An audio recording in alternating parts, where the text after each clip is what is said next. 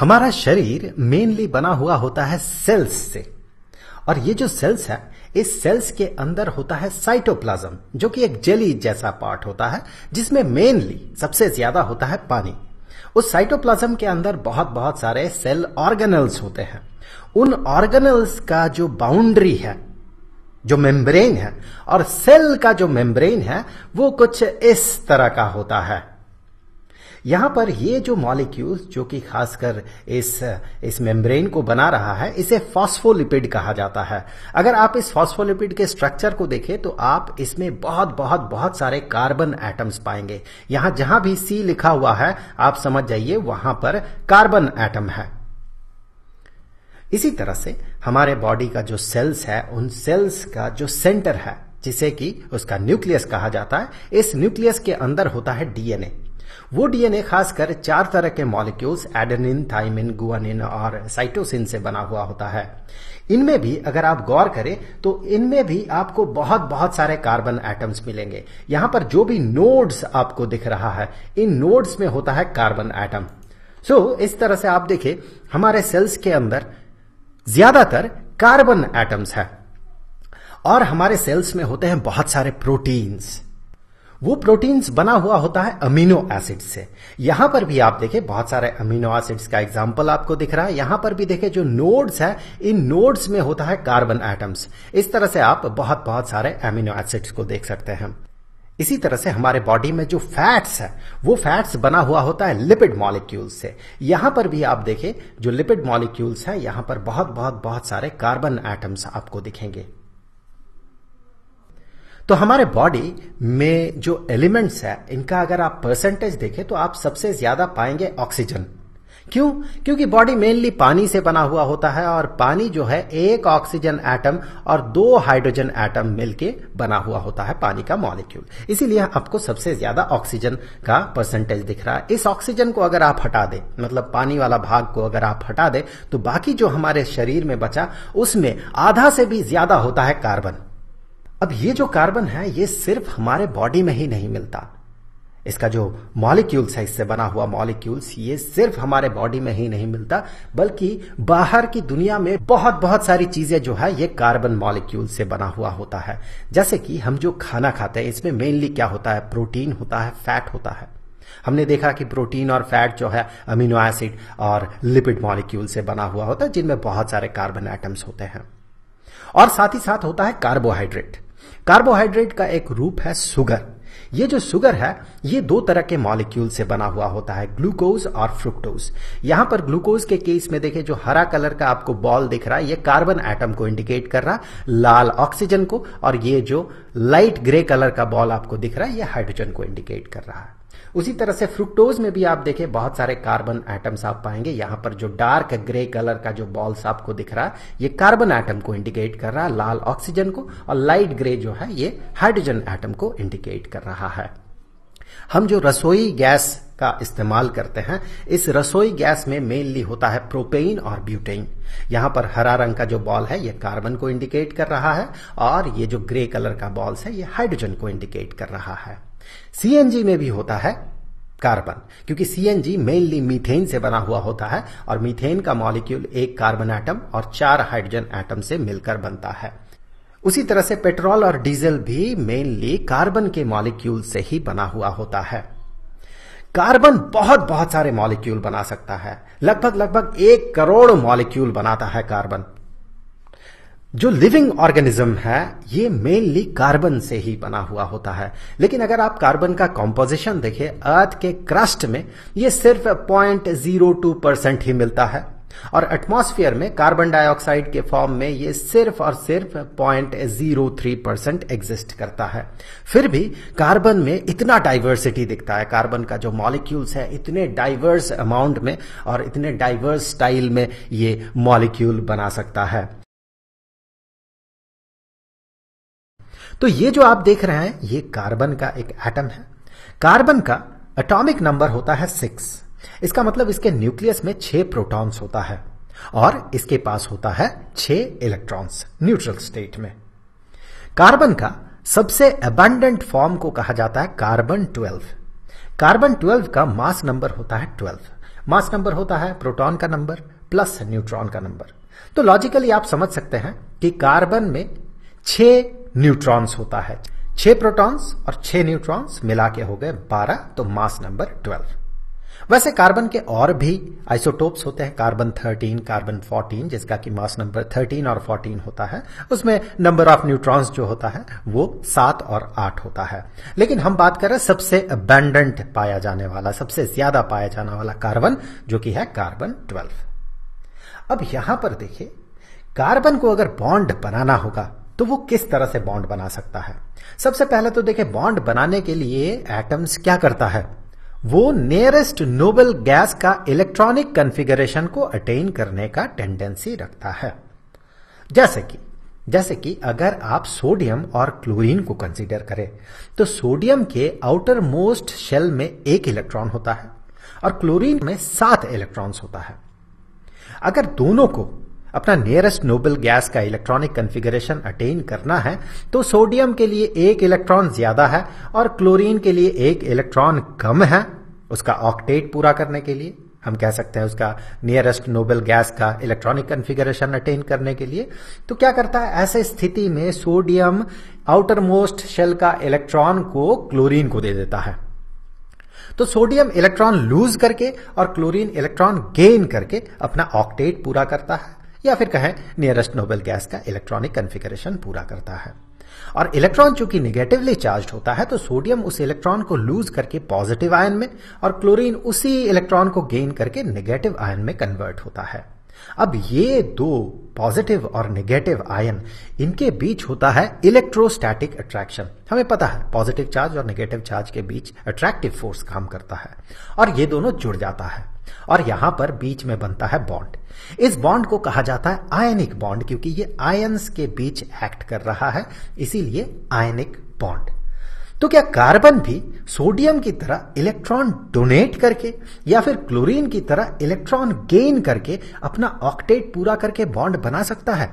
चलिए देखते हैं, क्या ये अपना चारों का चारों इलेक्ट्रॉन्स को, आउटर मोस्ट शेल के चारों इलेक्ट्रॉन्स को डोनेट करके, लूज करके, क्या C4+ आयन में कन्वर्ट हो सकता है? तो इसके लिए तो सबसे पहले आपको जानना होगा कि आयनाइजेशन एनर्जी क्या होता है। आप सबसे पहले देखिए, ये जो न्यूक्लियस है जो कि पॉजिटिवली चार्ज्ड है और इलेक्ट्रॉन जो कि नेगेटिवली चार्ज्ड है, इनके बीच एक इलेक्ट्रोस्टैटिक फोर्स काम करता है। ये दोनों एक दूसरे को पुल करता है। तो अगर इस इलेक्ट्रॉन को हमें यहां से, इस एटम से बाहर निकालना होगा, तो ऑब्वियसली ये जो फोर्स न्यूक्लियस इसे खींचे रखा है, इस फोर्स के अगेंस्ट हमें इसे काम करके बाहर निकालना होगा। मतलब हमें कुछ एनर्जी इसे प्रोवाइड करना होगा, तब जाके यहां से ये जो इलेक्ट्रॉन है ये यहां से बाहर निकलेगा। तो जितना एनर्जी चाहिए होता है एक इलेक्ट्रॉन को न्यूट्रल स्टेट के एटम से एक इलेक्ट्रॉन को बाहर निकालने के लिए, उसे कहा जाता है उसका आयनाइजेशन एनर्जी। और चूंकि पहला इलेक्ट्रॉन को हम बाहर निकाल रहे हैं, इसीलिए इस एनर्जी को फर्स्ट आयनाइजेशन एनर्जी कहा जाता है। अब एक इलेक्ट्रॉन निकल गया, ये पॉजिटिव आयन में कन्वर्ट हो गया। अब जब दूसरे इलेक्ट्रॉन को बाहर निकाला जाएगा तो भी एनर्जी चाहिए होगा। इस इलेक्ट्रॉन को अगर हम बाहर निकालेंगे, तो अब दूसरे इलेक्ट्रॉन को बाहर निकालने के लिए जितना एनर्जी चाहिए होता है उसे सेकेंड आयनाइजेशन एनर्जी कहा जाता है। उसी तरह से तीसरे के लिए थर्ड और चौथे के लिए फोर्थ आयनाइजेशन एनर्जी होता है। अब चलिए कुछ लिस्ट देख लेते हैं। यहां पर इस लिस्ट में बहुत सारे एलिमेंट्स का आयनाइजेशन एनर्जी आपको दिख रहा है। First ionization energy, second ionization, third and fourth and fifth ionization energy. अब ध्यान दें कार्बन पे। कार्बन का फर्स्ट आयनाइजेशन एनर्जी होता है 1086.5 इतना किलो जूल पर मोल। मतलब 1 मोल कार्बन के हर एक एटम से एक एक इलेक्ट्रॉन बाहर निकालने के लिए इतना किलो जूल एनर्जी चाहिए होगा। अब सेकेंड आयनाइजेशन एनर्जी उससे ज्यादा है, थर्ड उससे भी ज्यादा और फोर्थ और ज्यादा है। यह एक नॉर्मल ट्रेंड होता है। जब आप पीरियोडिक टेबल पढ़ेंगे उस समय आप डिटेल्स में जान पाएंगे कि ऐसा क्यों होता है। फिलहाल के लिए आप ये जान लें कि फर्स्ट से सेकंड, सेकंड से थर्ड, थर्ड से फोर्थ आयनाइजेशन एनर्जी ज्यादा होता है। तो आप देख लिए कि कार्बन का आयनाइजेशन एनर्जीज कितना है। अब कुछ मेटल्स का आयनाइजेशन एनर्जी देखते हैं। अगर सोडियम का आयनाइजेशन एनर्जी देखें या फिर मैग्नीशियम का देखें या फिर एल्यूमिनियम का देखें, तो आप ये पाएंगे कि ये आयनाइजेशन एनर्जीज बहुत कम है। इसीलिए सोडियम, मैग्नीशियम, एल्यूमिनियम जैसे मेटल्स ये बड़े आसानी से इलेक्ट्रॉन को डोनेट कर देता है, लेकिन कार्बन के केस में ऐसा नहीं होगा। कार्बन का आयनाइजेशन एनर्जी रिलेटिवली ज्यादा है, तो रिलेटिवली ज्यादा होने के कारण इसे 4 इलेक्ट्रॉन्स लूज करने के लिए बहुत बहुत ज्यादा एनर्जी चाहिए होगा, जो कि प्रैक्टिकली पॉसिबल नहीं होता है नॉर्मल रिएक्शंस में। इसीलिए यह सिचुएशन पॉसिबल नहीं है। तो फिर क्या कार्बन बाहर से 4 इलेक्ट्रॉन्स लेकर C4- आयन में कन्वर्ट हो सकता है? तो यहां पर आप देखें, जो न्यूक्लियस है और इलेक्ट्रॉन्स है, इनके बीच किस तरह का फोर्सेस काम करता है। यह न्यूक्लियस पॉजिटिवली चार्ज होने के कारण इन इलेक्ट्रॉन्स को अपने तरफ पुल करता है, खींचे रखता है, बांधे रखता है इस न्यूक्लियस के साथ, या फिर कहे इस एटम में इसे बांधे रखता है, क्योंकि ये पॉजिटिवली चार्ज है और इलेक्ट्रॉन्स नेगेटिवली चार्ज है। लेकिन इलेक्ट्रॉन्स जो है, सारे के सारे इलेक्ट्रॉन्स चूंकि नेगेटिवली चार्ज है, इसीलिए ये एक दूसरे को रिपेल करता है, एक दूसरे से दूर धकेलता है, जो कि इसे अनस्टेबल बनाता है, इस एटम को अनस्टेबल बनाता है। अब इलेक्ट्रॉन एक दूसरे को धकेल के दूर ले जाएगा, मतलब इलेक्ट्रॉन दूर जाना चाहता है, वो टेंडेंसी रहता है, क्योंकि इनके बीच होता है रेपल्शन। तो 2 अलग अलग तरीके का यहां पर फोर्स काम कर रहा है। एक तो पॉजिटिव और नेगेटिव के बीच अट्रैक्टिव फोर्स, और नेगेटिव और नेगेटिव के बीच रेपल्सिव फोर्स। एक उसे बांधे रखना चाहता है और दूसरे उसके स्टेबिलिटी को, एटम के स्टेबिलिटी को घटाता है। अगर न्यूक्लियस में 6 प्रोटॉन्स रहे और अगर इलेक्ट्रॉन का नंबर 10 हो जाए, बाहर से 4 इलेक्ट्रॉन अब्सॉर्ब करके या गेन करके इलेक्ट्रॉन का नंबर अगर 10 हो जाए, तो यहां पर आप ये पाएंगे जो धकेलने वाला प्रॉपर्टी है, अनस्टेबल बनाने वाला प्रॉपर्टी है, वो प्रॉपर्टी इंक्रीज कर जाएगा। इसीलिए ऐसे सिचुएशन में ये 6 प्रोटॉन 10 इलेक्ट्रॉन्स को होल्ड नहीं कर पाएगा, क्योंकि इससे क्या होगा, इससे एटम अनस्टेबल हो जाएगा। तो ये भी पॉसिबल नहीं है, ये भी प्रैक्टिकल नहीं है। तो फिर क्या होगा, यहां पर देखिए कार्बन एटम आपको दिख रहा है, ये उसका न्यूक्लियस और 6 इलेक्ट्रॉन्स। चलिए अंदर वाले शेल के इलेक्ट्रॉन्स को हटा देते हैं, क्योंकि बॉन्डिंग में अंदर वाले शेल्स के इलेक्ट्रॉन का कोई खास रोल होता नहीं है। ये क्या करेगा, ये इलेक्ट्रॉन शेयर करके कोवेलेंट बॉन्ड बना सकता है। जैसे इसके पास 4 इलेक्ट्रॉन्स है आउटर मोस्ट ऑर्बिट में, इसे कितना चाहिए, टोटल 8 चाहिए अपना ऑक्टेट फुलफिल करने के लिए। अब ये क्या करेगा, अगर मान ले हाइड्रोजन के साथ ये बॉन्ड बना रहा है, तो हाइड्रोजन के पास एक इलेक्ट्रॉन है, तो वो हाइड्रोजन के साथ कोवेलेंट बॉन्ड बना लेगा, मतलब एक इलेक्ट्रॉन शेयर कर लेगा। अब देखिए हाइड्रोजन को क्या चाहिए, हाइड्रोजन को अपने नियरेस्ट नोबल गैस जो कि है हीलियम, उसका इलेक्ट्रॉनिक कॉन्फ़िगरेशन अटेन करने के लिए उसको सिर्फ एक इलेक्ट्रॉन चाहिए, और इसके पास अपना एक है और एक चाहिए, तो हीलियम का इलेक्ट्रॉनिक कॉन्फ़िगरेशन वो ले लेगा। वो क्या करेगा, वो कार्बन के साथ आकर इस तरह का कोवेलेंट बॉन्ड बनाएगा, मतलब इलेक्ट्रॉन्स शेयर कर लेगा। कार्बन का एक इलेक्ट्रॉन और हाइड्रोजन का एक इलेक्ट्रॉन, ये शेयर्ड हो जाएगा, दोनों में शेयर्ड हो जाएगा, हाइड्रोजन में भी और कार्बन में, दोनों में शेयर्ड हो जाएगा। दूसरा हाइड्रोजन भी वही करेगा, तीसरा भी वही करेगा, चौथा भी वही करेगा। तो चारों हाइड्रोजन का जो नियरेस्ट नोबल गैस का इलेक्ट्रॉनिक कॉन्फ़िगरेशन अटेन करना है वो फुलफिल हो जाएगा, डुप्लेट अपना पूरा कर लेगा ये। और कार्बन के साथ क्या होगा, देखिए कार्बन का 4 इलेक्ट्रॉन था और हाइड्रोजन का एक इलेक्ट्रॉन, 4 हाइड्रोजन से एक इलेक्ट्रॉन इसने शेयर कर लिया, तो इसके पास भी हो गया शेयर करने के बाद 8 इलेक्ट्रॉन्स, मतलब इसका ऑक्टेट पूरा हो गया। तो कार्बन का भी ऑक्टेट पूरा हो गया और इन 4 हाइड्रोजन्स का भी ऑक्टेट पूरा हो गया। तो इस तरह से शेयर करते हुए ये बॉन्ड बना सकता है। ये आप जो देख रहे हैं ये मीथेन है, एक कार्बन और 4 हाइड्रोजन के साथ वो बॉन्ड बना के ये मीथेन का मॉलिक्यूल बनाता है, और जो बॉन्ड बनता है ये बॉन्ड होता है कोवेलेंट बॉन्ड। एक बार 3D स्ट्रक्चर देख लेते हैं मीथेन का, कुछ इस तरह का होता है। ये बीच में है कार्बन और ये ग्रे कलर से जो बॉल देख रहे हैं आप, ग्रे कलर का बॉल, ये हाइड्रोजन को इंडिकेट कर रहा है। यहां पर एक इलेक्ट्रॉन कार्बन का, एक इलेक्ट्रॉन हाइड्रोजन का, एक इलेक्ट्रॉन कार्बन का, एक हाइड्रोजन का, कार्बन हाइड्रोजन कार्बन हाइड्रोजन, इस तरह से इलेक्ट्रॉन ये शेयर कर लेता है और शेयर करके 4 कोवेलेंट बॉन्ड बनाता है। यहां पर ये जो बॉन्ड है, चूंकि एक इलेक्ट्रॉन इसने शेयर किया है, तो इसे सिंगल बॉन्ड कहा जाता है। एक बॉन्ड, सिंगल बॉन्ड, एक इलेक्ट्रॉन डोनेट करके यहां पर एक बॉन्ड बना है। तो यहां पर 4 सिंगल बॉन्ड बनता है मीथेन के केस में। अब अगर कार्बन डाइऑक्साइड की आप बात करें तो ऑक्सीजन, इसके वैलेंस शेल में, that mean outermost shell में होता है 6 इलेक्ट्रॉन्स, 1 2 3 4 5 6, यहां भी वही होगा, ये भी ऑक्सीजन है तो यहां भी आउटर मोस्ट शेल में 6 इलेक्ट्रॉन्स, और कार्बन के आउटर मोस्ट शेल में जो होते हैं 4 इलेक्ट्रॉन्स होते हैं। दोनों को बॉन्ड बनाने के बाद अपना ऑक्टेट को पूरा करना है। तो ऑक्सीजन को देखें, इसके पास 2 इलेक्ट्रॉन्स कम है ऑक्टेट बनाने से। इस वाले ऑक्सीजन के साथ भी वही होगा, 2 इलेक्ट्रॉन कम है। और कार्बन के पास 4 इलेक्ट्रॉन कम है, तो कार्बन को चाहिए 4 इलेक्ट्रॉन शेयर करते हुए, ऑक्सीजन को चाहिए 2 इलेक्ट्रॉन। तो यहां पर ऑक्सीजन और कार्बन एक एक इलेक्ट्रॉन शेयर करके एक बॉन्ड बनाएगा और एक एक इलेक्ट्रॉन शेयर करके एक बॉन्ड बनाएगा। मतलब ओवरऑल ये ऑक्सीजन 2 इलेक्ट्रॉन और कार्बन 2 इलेक्ट्रॉन देगा, डोनेट करेगा, और यहां पर बनाएगा डबल बॉन्ड। और यहां पर भी वही होगा, 2 इलेक्ट्रॉन शेयर करके बनाएगा डबल बॉन्ड। अब गौर से देखें, कार्बन के पास 4 था, इसे और 4 चाहिए था, तो यहां से 2 उसे मिल गया शेयर करते हुए, यहां से 2 उसे मिल गया शेयर करते हुए। सिमिलरली ऑक्सीजन को अगर देखें, इस वाले ऑक्सीजन को, तो इसके पास 6 इलेक्ट्रॉन था, इसे 2 चाहिए था, तो यहां पर जो 2 इलेक्ट्रॉन इसने शेयर किया, तो यहां पर कार्बन से इसे 2 इलेक्ट्रॉन मिल गया, इसका ऑक्टेट पूरा हो गया। इस वाले ऑक्सीजन के साथ भी यही होगा। तो ये जो बॉन्ड आप देख रहे हैं, इस तरह के बॉन्ड्स को कहा जाता है डबल बॉन्ड। तो यहां पर सिंगल बॉन्ड नहीं, डबल बॉन्ड बन रहा है। भले ही कोवेलेंट बॉन्ड है, लेकिन सिंगल बॉन्ड नहीं है, ये डबल बॉन्ड है। अब वापस आते हैं मीथेन के केस में। मीथेन के केस में आप देखिए, यहां पर जो बॉन्ड बनता है कोवेलेंट बॉन्ड, ये बहुत ही स्ट्रांग बॉन्ड होता है, ये तो ठीक है। लेकिन अगर आप एक मीथेन के मॉलिक्यूल और दूसरे मीथेन के मॉलिक्यूल को देखें, अगर दोनों आसपास रहे, तो जो इंटरमॉलिक्यूलर फोर्स है, इंटरमॉलिक्यूलर फोर्स मतलब एक मॉलिक्यूल और दूसरे मॉलिक्यूल के बीच का फोर्स, ये जो फोर्स यहां पर या बॉन्ड यहां पर काम कर रहा था, ये इंट्रा मॉलिक्यूलर था या फिर इंटर एटॉमिक था। मॉलिक्यूल के अंदर तो इंट्रा मॉलिक्यूलर, तो ये जो फोर्स यहां पर काम कर रहा है, ये इंट्रा मॉलिक्यूलर फोर्स है।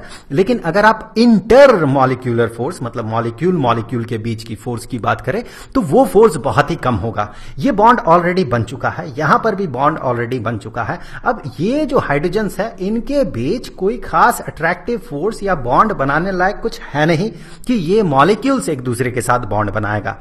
वैसे तो इसे बहुत बहुत ठंडा कर दिया जाए तो ये लिक्विड में कन्वर्ट हो जाता है, और भी ठंडा कर दिया जाए तो सॉलिड में कन्वर्ट होता है। तो वहां पर जो बॉन्ड बनता है, सॉलिड बनने का मतलब क्या है, जो मॉलिक्यूल्स है वो मॉलिक्यूल्स एक दूसरे के साथ एक बॉन्ड बना के सॉलिड फॉर्म में आ गया है। अब वो हिलडुल नहीं रहा है, सॉलिड फॉर्म में आ गया है।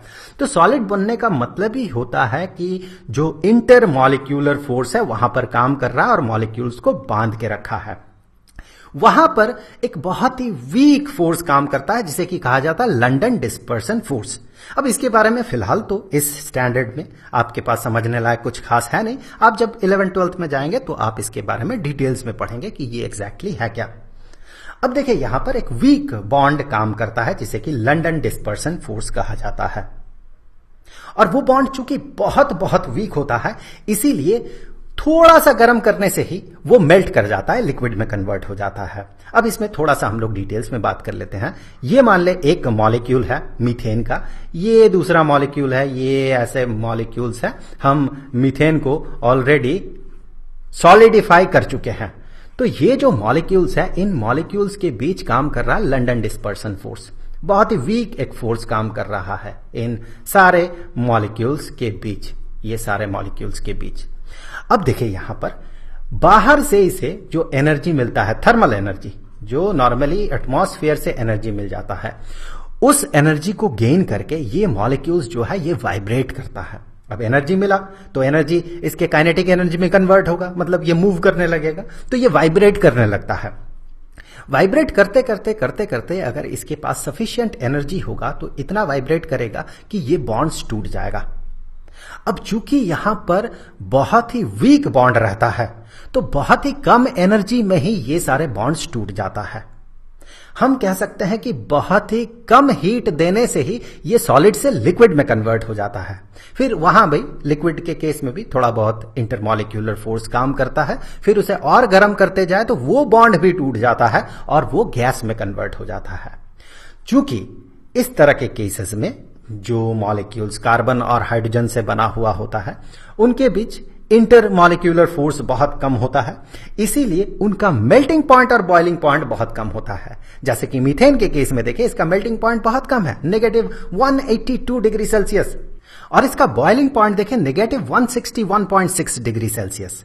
तो बहुत ही कम टेम्परेचर में ये मेल्ट कर जाता है और बहुत ही कम टेम्परेचर में ये बॉयल भी कर जाता है। अब अगर आप इसे कंपेयर करें आयनिक कंपाउंड्स के साथ, जैसे कि सोडियम क्लोराइड के केस में क्या होता है, सोडियम इलेक्ट्रॉन डोनेट करता है, क्लोरीन उसे एक्सेप्ट करता है, एक पॉजिटिव दूसरा नेगेटिव आयन में कन्वर्ट होता है और इन दोनों के बीच इलेक्ट्रोस्टैटिक अट्रैक्शन होता है।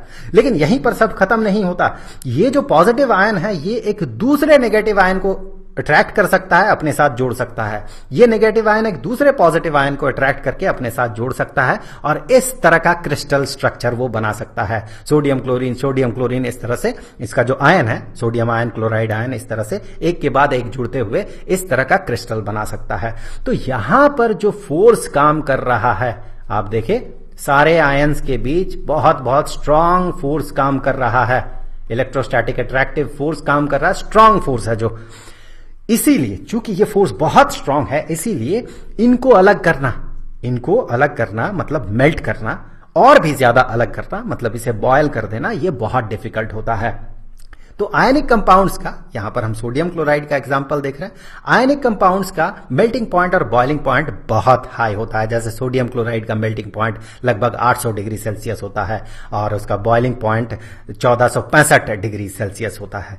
तो इसी कारण से इसका मेल्टिंग और बॉइलिंग पॉइंट बहुत ज्यादा होता है, क्योंकि इंटरमॉलिक्यूलर अट्रैक्टिव फोर्स जो है ये बहुत बहुत ज्यादा होता है। इस केस में हम कह सकते हैं वो इलेक्ट्रोस्टैटिक फोर्स है जो काम करता है। लेकिन हमने क्या देखा कि कार्बन से बने हुए मॉलिक्यूल्स का मेल्टिंग पॉइंट और बॉइलिंग पॉइंट बहुत कम होता है। यहां पर आपको कार्बन से बने हुए कुछ कंपाउंड्स जैसे कि इथेन, इथेनॉल, क्लोरोफॉर्म, इनका मेल्टिंग पॉइंट और बॉइलिंग पॉइंट दिख रहा है। ऑब्वियसली ये सब बहुत ही कम है। यहां पर आप मीथेन के एक मॉलिक्यूल का मॉडल देख रहे हैं। यहां पर बीच में ये जो काला बॉल है ये कार्बन एटम को इंडिकेट कर रहा है, और ये जो सफेद बॉल्स है ये सफेद बॉल्स हाइड्रोजन को इंडिकेट कर रहा है। ये है कार्बन और बाकी 4 है हाइड्रोजन एटम। पीछे एक हाइड्रोजन एटम जो है ये छिपा हुआ है। सो इसे मीथेन कहा जाता है, मीथेन, और इसका फॉर्मूला होता है CH4। आपने देखा कि ये एक 3 डायमेंशनल स्ट्रक्चर है। वैसे किताबों में आप इसका स्ट्रक्चर कुछ ऐसा पाएंगे, CH, H, H और H, 4 H। सो आपको ऐसा लग सकता है, अपीयर हो सकता है कि ये मानो एक प्लेनर मॉलिक्यूल है, एक प्लेन में है चारों एटम, लेकिन ऐसा नहीं है। चारों का चारों एटम जो है एक प्लेन में नहीं है, बल्कि 3 डायमेंशनल स्ट्रक्चर है ये है मीथेन का स्ट्रक्चर। वैसे कुछ और चीजें यहां पर आप देख ले। यहां पर जो बॉन्ड एंगल होता है, 2 बॉन्ड्स के बीच जो एंगल होता है, इसे बॉन्ड एंगल कहा जाता है। आप गौर से देखिए, ये जो बॉन्ड्स है, इन बॉन्ड्स में क्या है, इलेक्ट्रॉन से बना हुआ बॉन्ड है। चूंकि इलेक्ट्रॉन से नेगेटिवली चार्ज होता है और उनका टेंडेंसी होता है एक दूसरे से मैक्सिमम डिस्टेंस दूर रहना, तो ये चारों का चारों बॉन्ड इस तरह से 3 डायमेंशनल स्पेस में सिचुएटेड होता है कि इनके बीच का एंगल मैक्सिमम हो। और ये वाला जो एंगल होता है ये नियरली 109.5 डिग्री का होता है, नियरली इतना एंगल होता है। और यही एंगल होता है इन 2 बॉन्ड्स के बीच, वही एंगल होता है इन 2 बॉन्ड्स के बीच। तो मीथेन मॉलिक्यूल में जो बॉन्ड एंगल होता है 109.5 डिग्री के आसपास होता है। अब यहां से हम लोग आगे कुछ ऐसा ही और मॉलिक्यूल देखेंगे। यहां पर अगर इस मीथेन मॉलिक्यूल से एक हाइड्रोजन को रिप्लेस कर दिया जाए तो CH3 बचेगा। वैसा ही एक और CH3 लाकर अगर यहां पर जोड़ दिया जाए, अटैच कर दिया जाए इस तरह से, तो फिर यहां पर हमें एक नया मॉलिक्यूल मिलता है, हमें एक दूसरा मॉलिक्यूल मिलता है। इस मॉलिक्यूल को कहा जाता है इथेन। यहां पर देखिए 2 कार्बन एटम्स है और 6 हाइड्रोजन एटम्स है। ये हो गया इथेन। और इसका अगर फॉर्मूला देखें तो 2 कार्बन है और 6 हाइड्रोजन एटम्स है, 6 हाइड्रोजन एटम्स है। इसका स्ट्रक्चर कुछ इस तरह से आप पाएंगे किताबों में, CC, और यहां पर इस C के साथ, इस कार्बन के साथ 3 हाइड्रोजन एटम और इस कार्बन के साथ 3 हाइड्रोजन एटम। तो ये भी एक 3 डायमेंशनल स्ट्रक्चर है। अब यहां से आगे देखें, अगर हम दूसरे हाइड्रोजन एटम्स को रिप्लेस करके इसी तरह से CH3 जोड़ते जाएं तो फिर देखें हमें क्या मिलेगा। इसी तरह से हम लंबा चेन बना सकते हैं। देखिए इस तरह से हमने यहां से हाइड्रोजन को रिप्लेस कर दिया और उसी तरह का एक CH3 का ग्रुप हमने यहां पर अटैच कर दिया। तो इस तरह से आप देखें हमें एक नया मॉलिक्यूल मिल गया। इसे कहा जाता है प्रोपेन। इसका नाम है प्रोपेन और इसका अगर फॉर्मूला देखें तो इसका फॉर्मूला होता है C3, 3 कार्बन एटम्स है और हाइड्रोजन यहां पर 8 हाइड्रोजन एटम्स है। यहां पर इस कार्बन के साथ 3 हाइड्रोजन, इस कार्बन के साथ 3 हाइड्रोजन एटम और इस कार्बन के साथ 2 हाइड्रोजन एटम जुड़ा हुआ है। आप इसे इस तरह से भी रिप्रेजेंटेड पाएंगे किताबों में, C के साथ C और इसके साथ 3 हाइड्रोजन, इसके साथ 2 हाइड्रोजन और इसके साथ 3 हाइड्रोजन। मैं हाइड्रोजन यहां पर लिख नहीं रहा हूं, यहां पर हाइड्रोजन है, यहां और यहां। इसे आप ऐसे भी रिप्रेजेंटेड पाएंगे, CH3 यहां पर देखें CH3 है, उसके साथ बीच में यहां पर CH2 है जुड़ा हुआ, CH2 और यहां पर जुड़ा हुआ है CH3। आप इसे इस तरह से भी रिप्रेजेंटेड पाएंगे।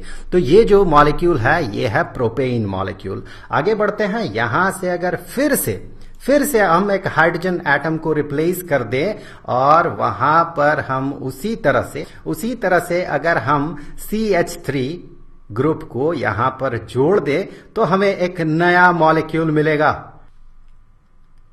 तो आप समझ सकते हैं इस तरह से हम कितना भी लंबा चेन बना सकते हैं।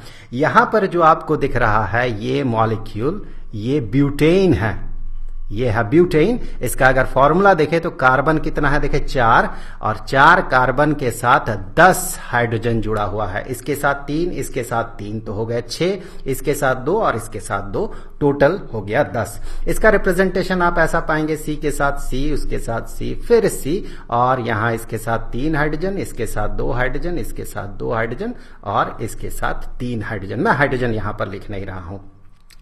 इसका स्ट्रक्चर आप इसका फॉर्मूला आप ऐसा भी पा सकते हैं इस तरह से, CH3, इसके साथ एक CH2 जुड़ा हुआ है, इसके साथ एक CH2 जुड़ा हुआ है और इसके साथ एक CH3 जुड़ा हुआ है। तो ये भी एक 3 डायमेंशनल स्ट्रक्चर है। यहां से आगे बढ़ते हैं और इंटरेस्टिंगली हम ये देखेंगे कि ये जो प्रोपेन था, प्रोपेन के यहां से हमने हाइड्रोजन को रिप्लेस किया था इस जगह से और CH3 जोड़ा था, लेकिन वो CH3 तो इस जगह पे भी जुड़ सकता है। हमने उस CH3 को जो इस जगह पे जोड़ा था उसके जगह हम किसी और जगह पे भी तो जोड़ सकते हैं। इस तरह से आप देखिए, अगर CH3 को कुछ और जगह पे जोड़ दिया जाए तो हमें यहां पर क्या मिल रहा है। पिछले केस में हमें क्या मिला था, पिछले केस में ब्यूटेन के केस में हमें लंबा चेन मिला था, यहां पर हमें ब्रांच मिल रहा है। देखिए इस तरह से ये चेन तो बना ही रहा है, साथ ही साथ एक ब्रांच भी यहां से इस तरह से निकला है। तो कार्बन से बना हुआ जो मॉलिक्यूल्स है उसका खास बात यही है कि वो लंबा चेन भी बना सकता है और वो इस तरह से वो ब्रांच भी बना सकता है। अब यहां से आगे देखें, यहां पर हमें जो मॉलिक्यूल दिख रहा है ये एक इथेन मॉलिक्यूल है। अब देखिए यहां से अगर हम लोग 2 हाइड्रोजन को यहां से रिप्लेस करें तो क्या होगा, आप सोचे 2 हाइड्रोजन को अगर हम रिप्लेस कर देते हैं तो यहां पर इस कार्बन के पास एक इलेक्ट्रॉन रहेगा और एक इलेक्ट्रॉन उसे चाहिए होगा, खाली इलेक्ट्रॉन रहेगा बिना बॉन्ड वाला, और इसके पास भी एक इलेक्ट्रॉन रहेगा। सपोज हमने इसको और इसको हटा दिया तो इस कार्बन के साथ 2 हाइड्रोजन जुड़ा हुआ होगा, इस कार्बन के साथ 2 हाइड्रोजन जुड़ा हुआ होगा और ये दोनों कार्बन एक बॉन्ड से जुड़ा हुआ था। अब इस कार्बन को चाहिए एक इलेक्ट्रॉन क्योंकि इसका ऑक्टेट को इसे फुलफिल करना है और इसे चाहिए एक इलेक्ट्रॉन। तो ये क्या करेगा, ये दोनों एक दूसरे के साथ ये जो खाली इलेक्ट्रॉन है ये शेयर करते हुए एक कोवेलेंट बॉन्ड बना लेगा। तो यहां पर जो आपको सिंगल बॉन्ड इस जगह पे दिख रहा है वहीं पर बीच में कार्बन कार्बन के बीच वहीं पर अब आ जाएगा डबल बॉन्ड। डबल बॉन्ड आएगा कार्बन कार्बन के बीच और दो हाइड्रोजन एटम जो था वो हाइड्रोजन एटम यहां से हट जाएगा। यहां पर आप गौर करें, इस मॉलिक्यूल को कहा जाता है इथीन, ETH, अब ENE होगा, ANE नहीं ENE होगा। इथ जो है ये इंडिकेट करता है दो कार्बन एटम्स है और ENE इंडिकेट करता है कि कार्बन कार्बन के बीच एक डबल बॉन्ड है। इसका अगर फॉर्मूला आप देखें तो ये हो जाएगा C2, दो कार्बन और चार हाइड्रोजन। इसे आप ऐसे रिप्रेजेंटेड पाएंगे, कार्बन कार्बन, इन दो कार्बन्स के बीच एक डबल बॉन्ड और इस कार्बन के साथ दो हाइड्रोजन एटम और इस कार्बन के साथ भी दो हाइड्रोजन एटम। यहां पर मैं आपको बता दूं कि चूंकि इस केस में कार्बन तीन बॉन्ड्स बना रहा है, बेसिकली चार बॉन्ड्स बना रहा है लेकिन तीन डायरेक्शन में बॉन्ड बना रहा है। एक तो इस डायरेक्शन में हाइड्रोजन के साथ, दूसरा इस डायरेक्शन में और तीसरा कार्बन कार्बन के बीच बॉन्ड बन रहा है, यहां पर डबल बॉन्ड बन रहा है। यहां पर जो बॉन्ड एंगल बनता है, ये bond angle obviously three parts में तोड़े 360 डिग्री को। ये मान ले कार्बन है, एक डायरेक्शन में हाइड्रोजन के साथ बॉन्ड, दूसरे डायरेक्शन में हाइड्रोजन के साथ बॉन्ड और तीसरे डायरेक्शन में भले ही डबल बॉन्ड है लेकिन ये कार्बन के साथ इस तरह से बॉन्ड बना रहा है। चूंकि तीन डायरेक्शन में बॉन्ड बनेगा, इसीलिए अगर आप 360 डिग्री को थ्री पार्ट्स में तोड़ ले तो यहां पर आपको मिलता है 120। यहां पर बॉन्ड एंगल 120 डिग्री का बनता है और साथ ही साथ यहां आप अगर कॉमन सेंस लगाए तो आप प्रैक्टिकली इसे करके देख ले, किसी भी ओपन स्पेस में आप तीन डायरेक्शन में कुछ भी प्रोपगेट करें, कुछ लकड़ी का टुकड़ा ले ले और उसे प्रोपगेट करें। तो एक पॉइंट से तीन डायरेक्शन में लकड़ी का टुकड़ा अगर आप प्रोपगेट करें, भले ही आपके पास 3 डायमेंशनल स्पेस है, लेकिन अगर इनके बीच मैक्सिमम डिस्टेंस आपको बनाना है तो वो मैक्सिमम डिस्टेंस 120 डिग्री का ही हो सकता है, 120 डिग्री का ही होगा। और खास बात यह है कि ये एक ही प्लेन में सिचुएटेड होगा। चार बॉन्ड जब था उस समय वो 3 डायमेंशनल स्ट्रक्चर ले रहा था मीथेन के केस में, लेकिन इस केस में ये एक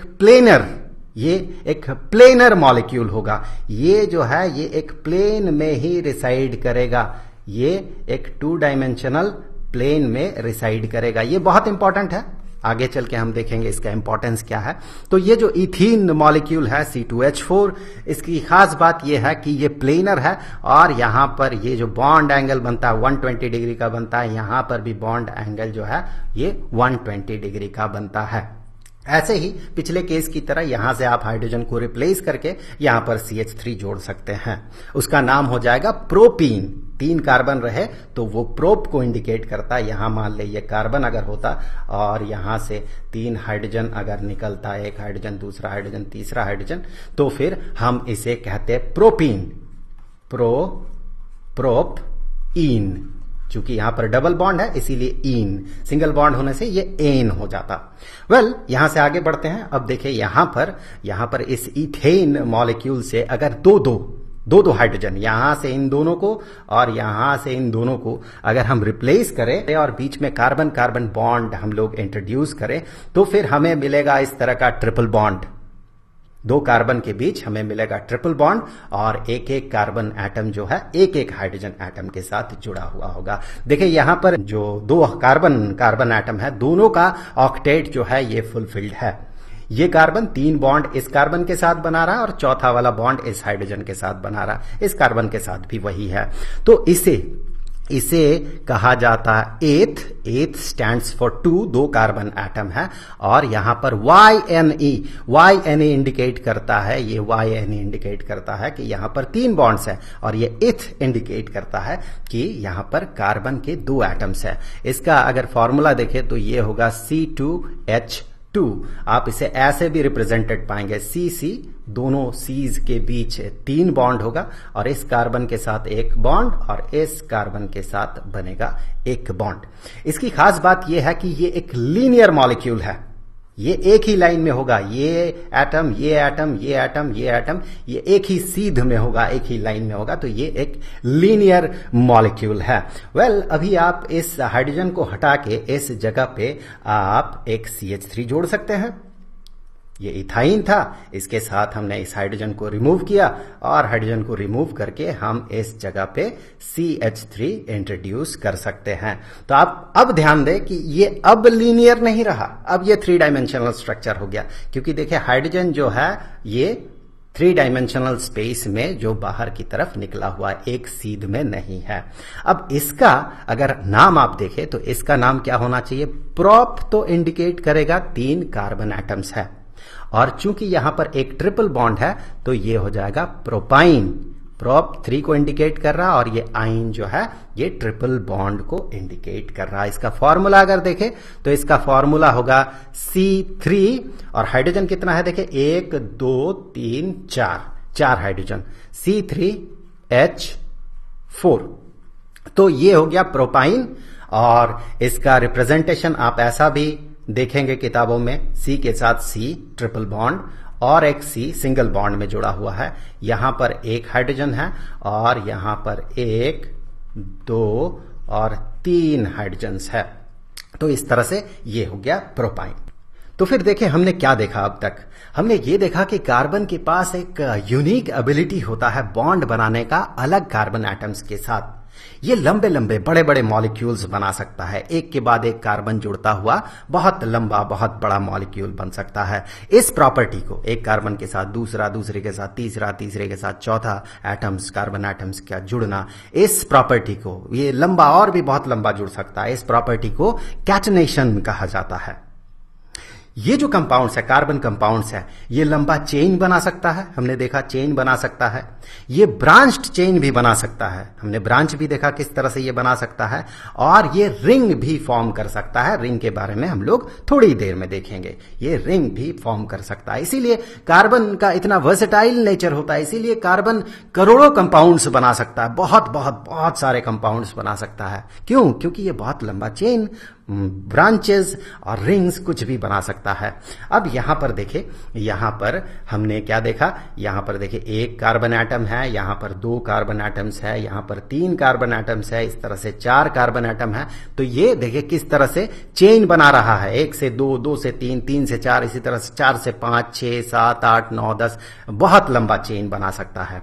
और साथ ही साथ हमने ये भी देखा कि यहां पर ये चेन भी बना सकता है और CH3 अगर यहां न जुड़ के यहां जुड़ जाता तो फिर ये इस तरह का ब्रांच भी बना सकता था। इसीलिए कार्बन का नेचर इतना वर्सेटाइल होता है, ये इतने सारे कंपाउंड्स फॉर्म कर सकता है। साथ ही साथ हमने ये भी देखा कि कार्बन एटम सिंगल बॉन्ड से भी जुड़ा हो सकता है, डबल और ट्रिपल बॉन्ड से भी जुड़ा हो सकता है। इसीलिए इतना सारा वेरिएशन आता है इसके कंपाउंड्स में।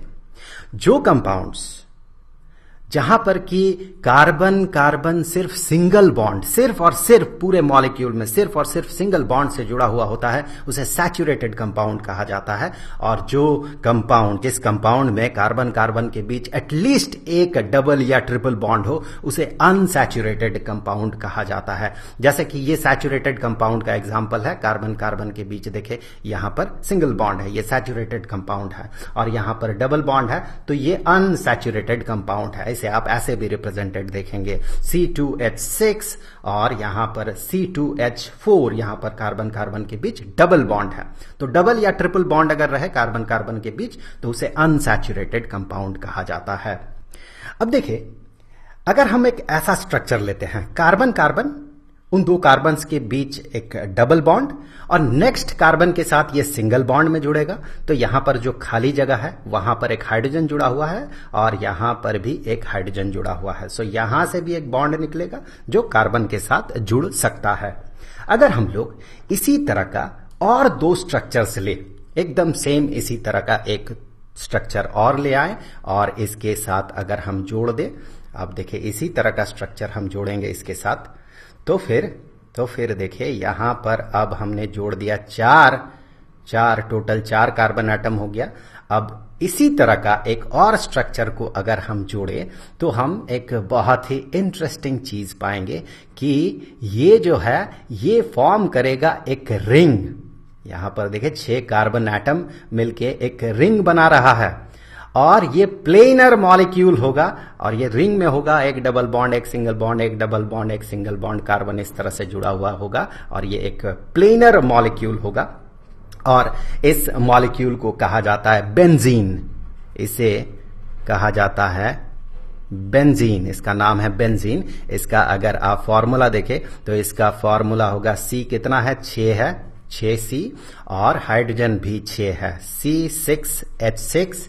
इसका स्ट्रक्चर आप ऐसा पाएंगे, कार्बन कार्बन कार्बन कार्बन, और यहां पर कार्बन और कार्बन, यहां double bond single bond double bond single bond double bond single bond, और इस तरह से हाइड्रोजन हाइड्रोजन हर एक के साथ एक एक हाइड्रोजन जुड़ा हुआ है। तो इस तरह से कार्बन जो है ये रिंग भी फॉर्म कर सकता है। और ये प्लेनर क्यों होता है, क्योंकि देखिए जैसे यहां पर डबल बॉन्ड बन जाता है तो यहां पर ये बॉन्ड एंगल कितना हो जाता है, 120 डिग्री का हो जाता है। यहां पर भी ये बॉन्ड एंगल जो है ये 120 डिग्री का हो जाएगा। सिमिलरली यहां पर भी 120 डिग्री का हो जाएगा, यहां पर भी वो एंगल 120 डिग्री का हो जाएगा, यहां भी 120 डिग्री का हो जाएगा, यहां भी 120 डिग्री का हो जाएगा। तो ये एक हेक्सागन फॉर्म करेगा। और थोड़ी देर पहले हमने क्या देखा था कि ऐसे सिचुएशन में ये जो पार्ट होगा, ये जो सेक्शन होगा, ये सेक्शन एक प्लेनर सेक्शन होगा। सिमिलरली क्योंकि यहां भी डबल बॉन्ड है तो ये भी एक प्लेनर सेक्शन होगा, ये भी डबल बॉन्ड है तो ये सेक्शन भी जो है ये एक प्लेनर सेक्शन होगा। इसीलिए बेंजीन मॉलिक्यूल जो है ये एक प्लेनर मॉलिक्यूल होता है। खास बात यह है कि कार्बन मुड़ते हुए रिंग बनाते हुए भी मॉलिक्यूल बना सकता है। तो देखिए ये चेन बनाते हुए मॉलिक्यूल बना सकता है, ब्रांच बनाते हुए मॉलिक्यूल बना सकता है, और इस तरह से चेन या फिर कहे रिंग बनाते हुए भी मॉलिक्यूल बना सकता है। अब देखिए कार्बन जो है इसको 4 बॉन्ड बनाना है, तो हो सकता है ये कार्बन के साथ बॉन्ड बनाए, हो सकता है हाइड्रोजन के साथ बॉन्ड बनाए, ऐसा भी हो सकता है किसी दूसरे एटम के साथ बॉन्ड बनाए, जैसे कि ऑक्सीजन दूसरे एलिमेंट के एटम के साथ ऑक्सीजन के साथ बना सकता है, हाइड्रोजन के साथ तो बनाता ही है, नाइट्रोजन के साथ बना सकता है, सल्फर क्लोरीन जैसे और भी बहुत सारे एलिमेंट के एटम के साथ ये बॉन्ड बना सकता है। जैसे कि यहां पर आप एग्जाम्पल देखें, यहां पर आपको इथेन का एग्जाम्पल दिख रहा है। यहां पर इस हाइड्रोजन पे गौर करें, ये अगर रिप्लेस्ड हो जाए और इसके जगह पे अगर कोई मोनोवेलेंट सिंगल वैलेंसी वाला एलिमेंट का एटम आके जुड़ जाए तो ये भी पॉसिबल है। इस क्लोरीन को क्या चाहिए, क्लोरीन को एक इलेक्ट्रॉन चाहिए, तो ये क्लोरीन यहां पर इस कार्बन के साथ एक बॉन्ड बनाएगा, यहां पर ये डोनेट कर देगा एक इलेक्ट्रॉन, कार्बन का इलेक्ट्रॉन रहेगा। तो इस तरह से यहां पर इलेक्ट्रॉन शेयर करते हुए ये बॉन्ड बना सकता है इस तरह से। सो यहां पर क्लोरीन की जगह कोई दूसरा एलिमेंट का एटम रह सकता है, या फिर यहां पर कुछ ऐसे आयंस भी रह सकता है, जैसे कि यहां पर ये जो ऑक्सीजन है ये ऑक्सीजन हाइड्रोजन के साथ एक बॉन्ड बना रहा है, और जो दूसरा बॉन्ड इसे बनाना है ये दूसरा बॉन्ड ये इस कार्बन के साथ बना रहा है, क्योंकि ऑक्सीजन के पास अपना ऑक्टेट फुलफिल करने के लिए 2 इलेक्ट्रॉन का डेफिशिएंसी होता है। तो वही 2 इलेक्ट्रॉन यहां पर एक हाइड्रोजन के साथ दूसरा कार्बन के साथ बॉन्ड बना के ये फुलफिल कर सकता है। तो इसी तरह से हाइड्रोजन की जगह दूसरा एलिमेंट का एटम आके जुड़ के नए नए तरीके का मॉलिक्यूल बना सकता है। और कौन आके जुड़ रहा, किस तरह का एलिमेंट आके जुड़ रहा है, इस पे डिपेंड करेगा कि उस मॉलिक्यूल का प्रॉपर्टी किस तरह का होगा। और साथ ही साथ कार्बन इतना लंबा चेन इसीलिए भी बना सकता है क्योंकि जो कार्बन बॉन्ड बनाता है दूसरे एलिमेंट के साथ वो बहुत ही स्ट्रांग बॉन्ड होता है, बहुत स्ट्रांग बॉन्ड होता है। क्यों? क्योंकि कार्बन जो है ये एक बहुत ही छोटा एटम है। अब छोटा एटम होने के कारण जो बॉन्ड है वो न्यूक्लियस के बहुत करीब होता है, और न्यूक्लियस उसे बहुत स्ट्रांगली बाइंड करके रख सकता है, कार्बन का साइज स्मॉल होने के कारण। अब हम लोग बात करेंगे होमोलॉगस सीरीज पे। तो देखिए यहां पर आपको क्या दिख रहा है, यहां पर आपको दिख रहा है मीथेन CH4। तो अब क्या करते हैं हम लोग, इस मीथेन में अगर हम CH2 ऐड कर दे बीच में यहां पर तो ये बन जाएगा इथेन। सिमिलरली यहां पर अगर हम CH2 ऐड कर दे तो ये बन जाएगा प्रोपेन, और इसमें भी अगर हम CH2 ऐड कर दे तो ये बन जाएगा ब्यूटेन। तो आप गौर करें यहां पर CH4 से C2H6 जाने के लिए, मतलब मीथेन से इथेन जाने के लिए आपको क्या चाहिए, एक कार्बन चाहिए और 2 हाइड्रोजन एटम चाहिए। सिमिलरली इथेन से प्रोपेन में जो डिफरेंस है वो एक कार्बन का है और 2 हाइड्रोजन का है। तो यहां पर जो डिफरेंस है यहां भी आपको प्रोपेन से ब्यूटेन जाते हुए भी आपको वही डिफरेंस दिखेगा, CH2 का डिफरेंस है। तो इस तरह के सीरीज को यहां पर आगे आप बढ़ते जाए, जितना बढ़ेंगे CH2 का ही डिफरेंस मिलेगा। आप समझ सकते हैं यहां पर अगर आप चेन को ब्रेक करें यहां पर, और यहां पर आप CH2 अगर इंसर्ट करें तो ये नया एक मॉलिक्यूल बनेगा। इस तरह से जितना आप इस सीरीज में आगे बढ़ते जाएंगे CH2 ऐड करते करते आप बहुत लंबा चेन बना सकते हैं। सो इस तरह के सीरीज को, ये जो सीरीज है जहां पर एक से दूसरे का जो डिफरेंस है ये CH2 का डिफरेंस है, सेम डिफरेंस है, यहां भी CH2, यहां भी CH2, यहां भी CH2, तो इस तरह के सीरीज को होमोलॉगस सीरीज कहा जाता है। एक उसी तरह का एक और सीरीज देखते हैं, यह है इथीन। ENE इंडिकेट कर रहा है कि डबल बॉन्ड है, इथ इंडिकेट कर रहा है 2 कार्बन एटम है। अब यहां पर क्या करते हैं, यहां पर भी हम लोग अगर CH2 जोड़ दे तो ये बन जाएगा प्रोपीन, फिर यहां पर अगर हम लोग CH2 जोड़ दे तो ये बन जाएगा ब्यूटीन। तो ये भी एक होमोलॉगस सीरीज है। इथीन से प्रोपीन जाते हुए हमें 1 कार्बन चाहिए और 2 हाइड्रोजन चाहिए। सिमिलरली यहां से यहां प्रोपीन से ब्यूटीन जाते हुए हमें 1 कार्बन चाहिए, C3 से C4, और हाइड्रोजन चाहिए हमें 2। अब बात करते हैं स्ट्रक्चरल आइसोमर्स में। यहां पर जो हमने थोड़ी देर पहले बात किया था, यहां पर अगर आप इसका फॉर्मूला देखें, यहां पर ये क्या है, ये है ब्यूटेन। यहां पर इसका अगर फॉर्मूला देखें तो कार्बन कितना है, 1 2 3 4, सो 4 कार्बन। हाइड्रोजन कितना है, इसके साथ 3, इसके साथ 3, 3 3 6 हो गया, और इसके साथ 2 और इसके साथ 2, तो 10 हाइड्रोजन है, C4H10। और यहां पर अगर आप इसमें देखें तो आपको सेम फॉर्मूला मिलेगा। कार्बन है 1 2 3 4, सो कार्बन है 4, और यहां पर 3 3 6 और 3 9, और इसके साथ 1 हाइड्रोजन जुड़ा हुआ होगा, क्योंकि 3 बॉन्ड तो कार्बन के साथ बनाएगा, 1 बचा हुआ रहेगा वो हाइड्रोजन के साथ जुड़ेगा, तो 9 और 1 हो गया 10। तो अगर आप इसका फॉर्मूला देखें इन दोनों का, तो इन दोनों का फॉर्मूला जो है एग्जैक्टली सेम है। इन दोनों का मॉलिक्यूलर फॉर्मूला एग्जैक्टली सेम है। आप थोड़ा डिटेल्स में यहां पर देख लीजिए, देखिए C4H10 है, यहां पर भी C4H10 है। तो इस तरह का जो स्ट्रक्चर्स है वो कंपाउंड्स जिनका मॉलिक्यूलर फॉर्मूला सेम है, जैसे कि इस केस में हमने क्या देखा था, C4H10, जिनका मॉलिक्यूलर फॉर्मूला सेम है पर जिनका स्ट्रक्चर अलग अलग है, डिफरेंट स्ट्रक्चर है जिनका, उन्हें स्ट्रक्चरल आइसोमर्स कहा जाता है। तो जो एग्जाम्पल हमने देखा वो एग्जाम्पल स्ट्रक्चरल आइसोमर्स का था। कार्बन ये एक ऐसा मैजिकल एलिमेंट है जो कि लाखों करोड़ों मॉलिक्यूल्स बना सकता है। कभी ये चेन बनाता है तो कभी ये ब्रांच बनाता है, कभी ये रिंग फॉर्म करता है और अलग अलग तरीके के एलिमेंट के साथ जुड़ता है और अलग अलग मॉलिक्यूल बनाता है। कभी ये सिंगल बॉन्ड बनाता है तो कभी कार्बन कार्बन के बीच डबल बॉन्ड रहता है, कभी ट्रिपल बॉन्ड रहता है। इस तरह से तमाम तरह से ये मॉलिक्यूल्स बना पाता है। तो इतने सारे मॉलिक्यूल्स को अगर अलग अलग नाम दिया जाए, सारे कंपाउंड्स को अगर अलग अलग नाम दिया जाए तो फिर ये बहुत ही कम्बरसम होगा। इस प्रॉब्लम को सॉल्व करने के लिए एक तरीका अपनाया गया है कि सिमिलर काइंड ऑफ, उसमें एक पैटर्न ढूंढा जाए और सिमिलर काइंड ऑफ मॉलिक्यूल्स को एक तरह से नाम दिया जाए। तो पैटर्न ढूंढना कार्बन के कंपाउंड में ये बहुत इंपॉर्टेंट होता है और उसी से उसे नाम दिया जाता है। तो किस तरह से हम नाम देते हैं, आज के इस वीडियो में हम यही देखेंगे, कार्बन कंपाउंड्स को कैसे नाम दिया जाता है। तो सबसे पहला टास्क जो है वो ये है कि उस मॉलिक्यूल में कार्बन के एटम का कितना नंबर है, ये सबसे पहले हमें खोजना पड़ता है, ये देखना पड़ता है। जैसे यहां पर आपको 4 मॉडल्स दिख रहा है। इन मॉडल्स में ये काला बॉल जो है ये कार्बन को इंडिकेट कर रहा है, कार्बन एटम को इंडिकेट कर रहा है। तो यहां पर देखिए कार्बन का 1 एटम है इस मॉलिक्यूल में, इस मॉलिक्यूल में 2 एटम्स है, इस मॉलिक्यूल में कार्बन के 3 एटम्स है और इसमें कार्बन के 4 एटम्स है। सबसे पहला काम हमें यही ढूंढना होता है कि कार्बन के कितने एटम्स है। अगर 1 रहे तो उसके लिए हम जो प्रीफिक्स यूज करते हैं वो होता है मिथ, जैसे कि मीथेन हो गया। 2 अगर रहे कार्बन एटम तो उसके लिए हम प्रीफिक्स यूज करते हैं इथ, इसी तरह से 3 के लिए प्रॉप, 4 के लिए ब्यूट, 5 के लिए पेंट, इसी तरह से आप इस लिस्ट में देख सकते हैं 10 के लिए होगा डेक। अब देखिए हमें पता है कि ये जो मॉलिक्यूल है, 1 कार्बन एटम और 4 हाइड्रोजन एटम्स, ये मिलके जो मॉलिक्यूल बनाता है उस मॉलिक्यूल को हम मीथेन कहते हैं। यहां पर आप इस मिथ पे ध्यान दें। ये मिथ जो है ये इंडिकेट कर रहा है कि इस मॉलिक्यूल में कार्बन एटम का जो नंबर है ये 1 है, एक ही कार्बन एटम है, इसीलिए यहां पर मिथ है। अगर 2 रहे तो इथ होगा, 3 रहे तो प्रोप होगा, 4 रहे तो ब्यूट होगा।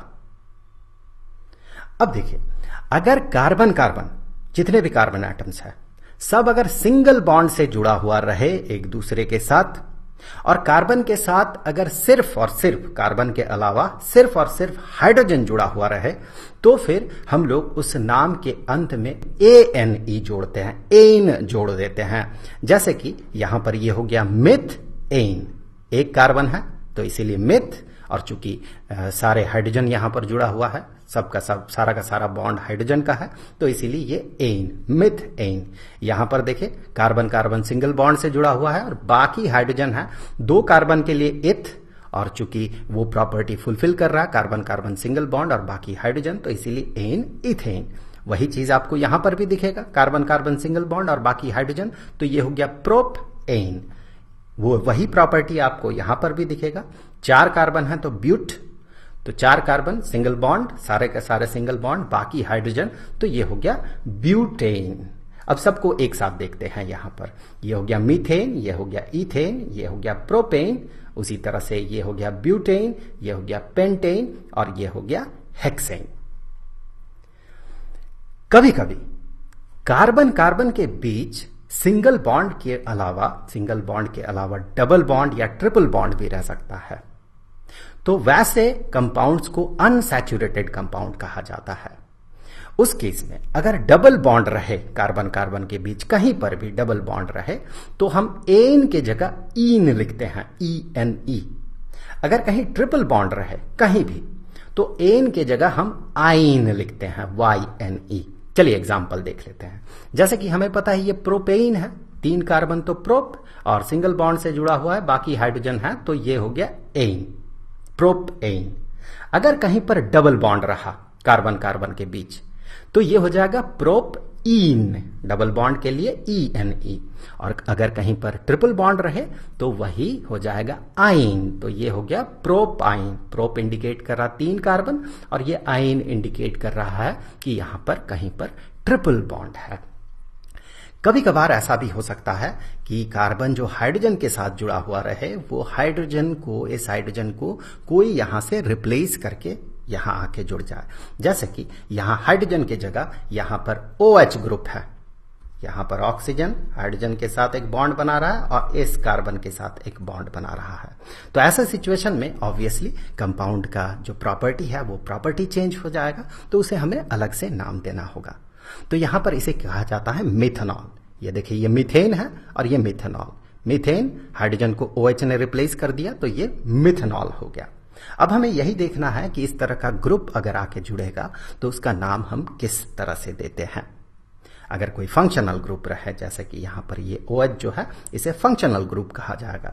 कोई अगर फंक्शनल ग्रुप रहे तो उसका जो नाम होगा उस कंपाउंड का, उस कंपाउंड के नाम में उस फंक्शनल ग्रुप का कुछ इंडिकेटेड होना चाहिए, तब हमें समझ में आएगा कि उस कंपाउंड में किस तरह का फंक्शनल ग्रुप है। मतलब फंक्शनल ग्रुप अगर रहेगा तो हमें नाम को चेंज करना होगा, कुछ जोड़ना होगा।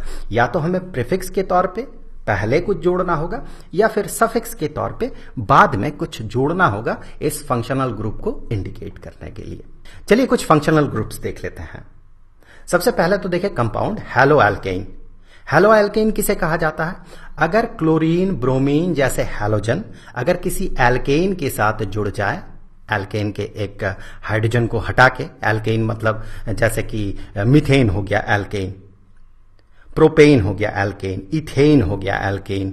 उसी तरह से किसी भी एल्केन में अगर हाइड्रोजन को रिप्लेस करके क्लोरीन ब्रोमीन आ जाए तो फिर इसे हैलो एल्केन कहा जाता है। जैसे कि यहां मान ले कार्बन जुड़ा हुआ है इस क्लोरीन के साथ और यहां पर हाइड्रोजन है, यहां पर हाइड्रोजन है, तो यहां पर हाइड्रोजन है, तो ये हो जाएगा हैलो एल्केन।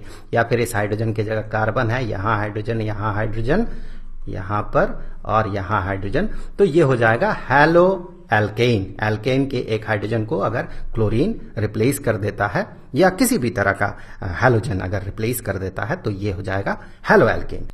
उसी तरह से किसी कार्बन कंपाउंड में अगर हाइड्रोजन को OH ग्रुप अगर रिप्लेस करता है तो फिर वो हो जाएगा अल्कोहल। और अगर कहीं पर किसी कार्बन कंपाउंड में आपको ये वाला ग्रुप दिख जाए तो आप समझ जाइए ये एल्डिहाइड है। अगर आपको इस तरह का ग्रुप दिखे तो आप समझ जाइए ये कीटोन है। दोनों में डिफरेंशिएट करने के लिए मैं यहां पर एक कंपाउंड बना के देता हूं आपको। यहां पर देखिए कार्बन के साथ एक सिंगल बॉन्ड ही खाली है, तो यहां पर एक कार्बन जुड़ गया, मान ले एक और कार्बन जुड़ गया, बाकी यहां पर हाइड्रोजन्स है, यहां पर हाइड्रोजन्स है, तो ये हो गया एल्डिहाइड। अब देखिए यहां पर कीटोन के केस में क्या होगा, कार्बन का एक बॉन्ड इधर, दूसरा बॉन्ड इधर, तो यहां भी कार्बन जुड़ेगा, यहां भी कार्बन जुड़ेगा, आगे और भी कार्बन जुड़ सकता है और बाकी हाइड्रोजन रहेगा। तो इस तरह का जो कंपाउंड होगा, इस कंपाउंड को कीटोन कहा जाएगा। ये हो गया कीटोन और ये हो गया एल्डिहाइड। तो दोनों में डिफरेंस आप समझ सकते हैं। यहां कार्बन का दो बॉन्ड, दो कार्बन जुड़ेगा यहां पर इस कार्बन के साथ, और यहां पर इस कार्बन के साथ सिर्फ एक ही बॉन्ड हो सकता है जो कि उस चेन में दूसरे कार्बन के साथ वो जुड़ेगा। उसी तरह से अगर कहीं पर आपको ये वाला ग्रुप दिख जाए तो ये एसिड को इंडिकेट करता है, कार्बोक्सिलिक एसिड को इंडिकेट करता है। जैसे कि मैं एक एग्जांपल ले रहा हूं, यहां पर यहां कार्बन जुड़ा हुआ है, यहां भी कार्बन जुड़ा हुआ है और बाकी हाइड्रोजन्स यहां पर जुड़ा हुआ है। हो सकता है हाइड्रोजन की जगह कुछ और भी जुड़ा हुआ रहे। तो ये बेसिक कुछ अंडरस्टैंडिंग था कुछ कंपाउंड्स का, जो फंक्शनल ग्रुप्स है वो फंक्शनल ग्रुप किस तरह का होता है। अब कुछ एग्जांपल्स देख लेते हैं। जैसे कि सबसे पहले हेलो एल्केन का एग्जांपल हम लोग लेते हैं यहां पर। जैसे यहां पर अगर हाइड्रोजन होता तो ये क्या होता, देखिए यहां पर अगर हाइड्रोजन होता तो इसे हम प्रोपेन कहते, ये हो जाता प्रोपेन, ठीक है। अब चूंकि यहां पर हाइड्रोजन के जगह पे एक हैलोजन जुड़ा हुआ है तो ये हेलो एल्केन हो गया। अब हैलोजन कौन सा जुड़ा हुआ है, क्लोरीन जुड़ा हुआ है। तो इस केस में अगर हैलोजन जुड़ा हुआ रहे, हेलो एल्केन हो, तो इस तरह के केस में हमें प्रीफिक्स के तौर पे क्लोरीन के लिए क्लोरो, अगर ब्रोमीन रहता तो ब्रोमो, आयोडीन रहता तो आयोडो, इस तरह से हमें प्रीफिक्स के तौर पे इसे जोड़ना होता है। तो ये प्रोपेन जो है, चूंकि ये क्लोरीन जुड़ा हुआ है हाइड्रोजन की जगह, तो यही हो जाएगा क्लोरोप्रोपेन। अब देखिए यहां पर ये प्रोपेन होता, अगर यहां हाइड्रोजन रहता, यहां पर ब्रोमीन है, तो ये हो गया ब्रोमोप्रोपेन। अब देखिए अल्कोहल का एग्जांपल। यहां पर हाइड्रोजन की जगह पे OH ग्रुप जुड़ा हुआ है, फंक्शनल ग्रुप जुड़ा हुआ है। अगर हाइड्रोजन होता, यहां ऑक्सीजन अगर ना होता, यहां पर अगर ऑक्सीजन ना हो के हाइड्रोजन, सिर्फ हाइड्रोजन जुड़ा हुआ होता, तो ये क्या होता, ये होता प्रोपेन, ये होता प्रोपेन। अब देखिए चूंकि यहां पर ये अल्कोहल बन गया है, यहां पर ये OH जुड़ा हुआ है, हाइड्रोजन को रिप्लेस कर दिया है, तो उस OH के लिए चूंकि वो अल्कोहल है, अल्कोहल को इंडिकेट करने के लिए सफिक्स के तौर पे, मतलब बाद में हमें OL जोड़ना होता है। तो यहां हमें OL जोड़ना होगा, लेकिन ध्यान दें इस तरह के केस में, एल्केन, एल्कीन, एल्काइन के केस में लास्ट में जो E है, अगर सफिक्स में कुछ जुड़ रहा है जिसके पहला लेटर जो है वो अगर ववेल है, तो दो लगातार ववेल्स यहां पर नहीं होता है। इस केस में हमें क्या करना होता है, इस ई को हटा देना होता है। लास्ट में जो ई है उस ई को हटा के ये जो सफिक्स का OL है, सफिक्स का OL को यहां पर अपेंड करना होता है, जोड़ना होता है। यहां पर ध्यान दे, अगर यहां पर इथेन होता, क्लोरो इथेन होता, अगर एक कार्बन मैं यहां से हटा देता हूं, यहां से एक कार्बन मैंने हटा दिया, ये हाइड्रोजन के साथ जुड़ा हुआ है, तो ये इथेन हो जाता। तो क्लोरो इथेन के केस में, इस केस में हम इस O को नहीं हटाते हैं। ये कब हटेगा, ये तब हटता है जब एल्केन, एल्कीन, एल्काइन रहता है और उसके बाद ऐसा सफिक्स जुड़ता है जिसके शुरुआत में ववेल है, तो फिर वहां से ये लास्ट का जो ई है वो लास्ट का ई हट जाता है। अब आते हैं एल्डिहाइड में। एल्डिहाइड से पहले एक ही साथ देखेंगे एल्डिहाइड और कीटोन को। तो यहां पर ये एल्डिहाइड का एग्जाम्पल है। देखें हमें वो वाला फंक्शनल ग्रुप दिख रहा है, एल्डिहाइड वाला फंक्शनल ग्रुप हमें यहां पर दिख रहा है। तो ये एल्डिहाइड है। सबसे पहले तो हमें क्या काउंट करना होता है, कार्बन का नंबर काउंट करना होता है। तो कार्बन 3 है तो ये प्रोपेन हो गया, ये हो गया प्रोपेन। अगर हाइड्रोजन से जुड़ा हुआ रहता, ये कार्बन भी 2 हाइड्रोजन से जुड़ा हुआ रहता तो ये प्रोपेन होता। अब इस प्रोपेन का 2 हाइड्रोजन को रिप्लेस कर दिया एक ऑक्सीजन ने, डबल बॉन्ड बना दिया, 2 हाइड्रोजन को रिप्लेस कर दिया। सो डबल बॉन्ड ऑक्सीजन बनते साथ, कार्बन के साथ डबल बॉन्ड ऑक्सीजन बनते साथ ये क्या हो गया, एल्डिहाइड हो गया। देखिए ये जो ग्रुप है फंक्शनल ग्रुप, इसको ध्यान देना है आपको। ऑक्सीजन तो डबल बॉन्ड कीटोन में भी जुड़ता है, लेकिन उस केस में ऑक्सीजन जिस कार्बन के साथ जुड़ेगा वो कार्बन 2 अलग अलग कार्बन से जुड़ेगा। यहां पर ये कार्बन देखिए एक ही कार्बन से जुड़ा हुआ है, तो ये एल्डिहाइड है। तो एल्डिहाइड के लिए लास्ट में हमें Al जोड़ना होता है, तो यहां पर Al जोड़ने से पहले इस E को हमें रिप्लेस करना होगा, क्योंकि A जो है ये A वोवेल है, तो ये हो जाएगा प्रोपेनल। उसी तरह से यहां पर आपको कीटोन का एग्जाम्पल दिख रहा है। ये ऑक्सीजन जो है ये कार्बन के साथ जुड़ा हुआ है, ये जो ग्रुप है ये फंक्शनल ग्रुप, ये कीटोन को इंडिकेट कर रहा। चूंकि अगर यहां पर हाइड्रोजन होता, 2 हाइड्रोजन होता तो प्रोपेन होता, चूंकि यहां पर कीटोन बन गया ये, तो प्रोपेन के साथ हम ONe जोड़ देते हैं। E रिप्लेस हो गया, प्रोपेन का E जो है वो हट जाएगा, रिमूव हो जाएगा, और ये ONe जुड़ जाएगा। ONe इंडिकेट कर रहा कीटोन को, तो ये प्रोपेनोन है। सिमिलरली यहां पर ये जो फंक्शनल ग्रुप है ये क्या है, ये कार्बोक्सिलिक एसिड है। यहां पर 3 कार्बन है तो प्रोपेन, और कार्बोक्सिलिक एसिड के लिए लास्ट में हमें ओइक एसिड लिखना होता है, तो प्रोपानोइक एसिड। अब चलिए कुछ कंपाउंड्स को हम नाम देंगे। यहां पर हमें एक कंपाउंड दिख रहा है, इस कंपाउंड को हमें नाम देना है। सबसे पहले तो देखिए यहां पर ब्रोमीन हैलोजन है, ये जुड़ा हुआ है, तो ये हो जाएगा हैलो एल्केन। सबसे पहले तो मैं ये लिख लूं कि ये एक हैलो एल्केन है। हैलो एल्केन मैं क्यों कह रहा हूं, क्योंकि यहां पर कार्बन कार्बन सिंगल बॉन्ड से जुड़ा हुआ है, तो ये हैलो एल्केन है। अब सबसे पहले हमें क्या करना है, सबसे पहले कार्बन का नंबर हमें ढूंढना है, तो कार्बन का नंबर है 2 होते साथ इसका नाम में इथ रहेगा, और चूंकि कार्बन कार्बन सिंगल बॉन्ड से जुड़ा हुआ है तो ये इथेन होगा, और चूंकि यहां पर एक हाइड्रोजन को ब्रोमीन ने रिप्लेस किया है तो ब्रोमो जो है चूंकि पहले आता है तो यहां हम ब्रोमो लिखेंगे, तो इसका नाम हो गया ब्रोमो इथेन। आगे बढ़ते हैं नेक्स्ट। यहां पर अगर देखें तो यहां पर भी आपको एक हैलोजन मिलेगा, ये आयोडीन है, तो ये हैलो एल्केन तो इस बार नहीं है, इस बार एल्कीन है, हैलो एल्कीन है ये, क्योंकि कार्बन कार्बन यहां पर डबल बॉन्ड है, तो हैलो एल्कीन है ये। अब देखिए यहां पर सबसे पहले हमें कार्बन का नंबर ऑफ एटम्स ढूंढना होगा, तो ये पता करना होगा कितना है, ये 3 है, मतलब ये प्रोपेन है, ये है प्रोपेन। प्रोपेन तो है नहीं, पूरा नाम अभी लिखेंगे, ये प्रोपीन है, माफ कीजिएगा, प्रोपीन है। 3 प्रोप जो है ये 3 कार्बन को इंडिकेट कर रहा है, और ये ENE इंडिकेट कर रहा है कि ये एल्कीन है, यहां पर डबल बॉन्ड है तो एल्कीन है। अब देखिए यहां पर आयोडीन जुड़ा हुआ है, तो ये हो जाएगा आयोडो, पहले जोड़ना होगा, हैलोजन है तो ये आयोडो पहले जुड़ जाएगा, आयोडो प्रोपीन। आगे बढ़ते हैं नेक्स्ट।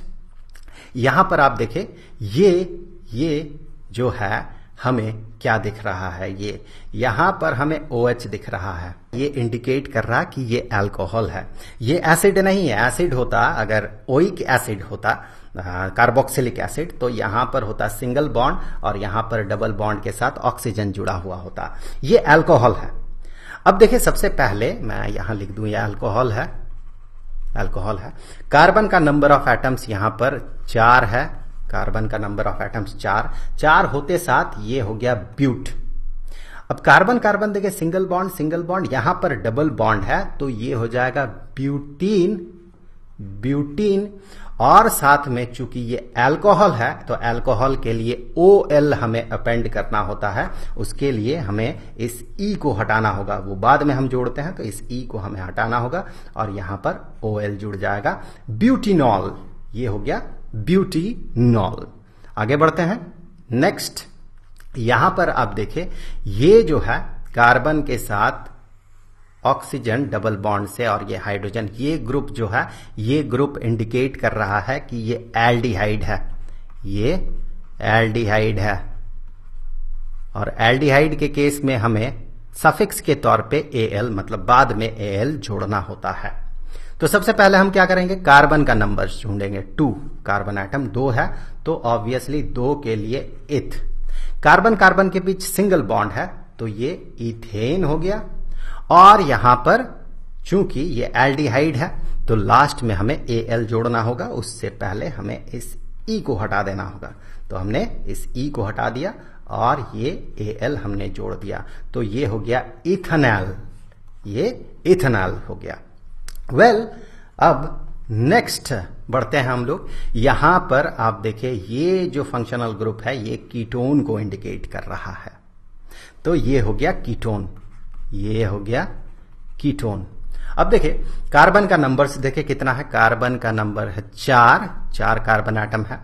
4 कार्बन एटम होते साथ ये क्या हो गया, ये हो गया ब्यूट। कार्बन कार्बन के बीच single bond single bond single bond, तो मैं यहां पर ब्यूटेन लिख देता हूं पहले। उसके बाद देखिए यहां पर चूंकि ये कीटोन है तो ONE जुड़ता है, तो ONE लास्ट में जुड़ेगा तो ये E जो है इस E को हटा के मैं ONE लिखूंगा सबसे पहले।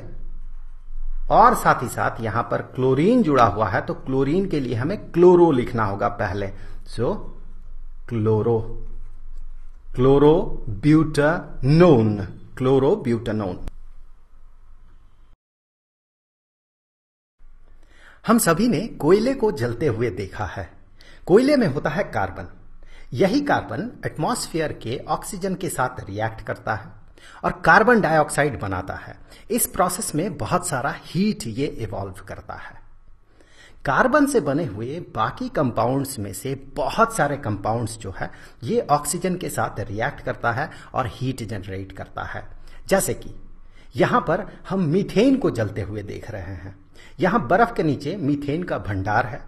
यहां बर्फ में छेद किया गया तो उससे मीथेन गैस निकल रहा है, उसी को जलाकर इस केतली को गर्म किया जा रहा है।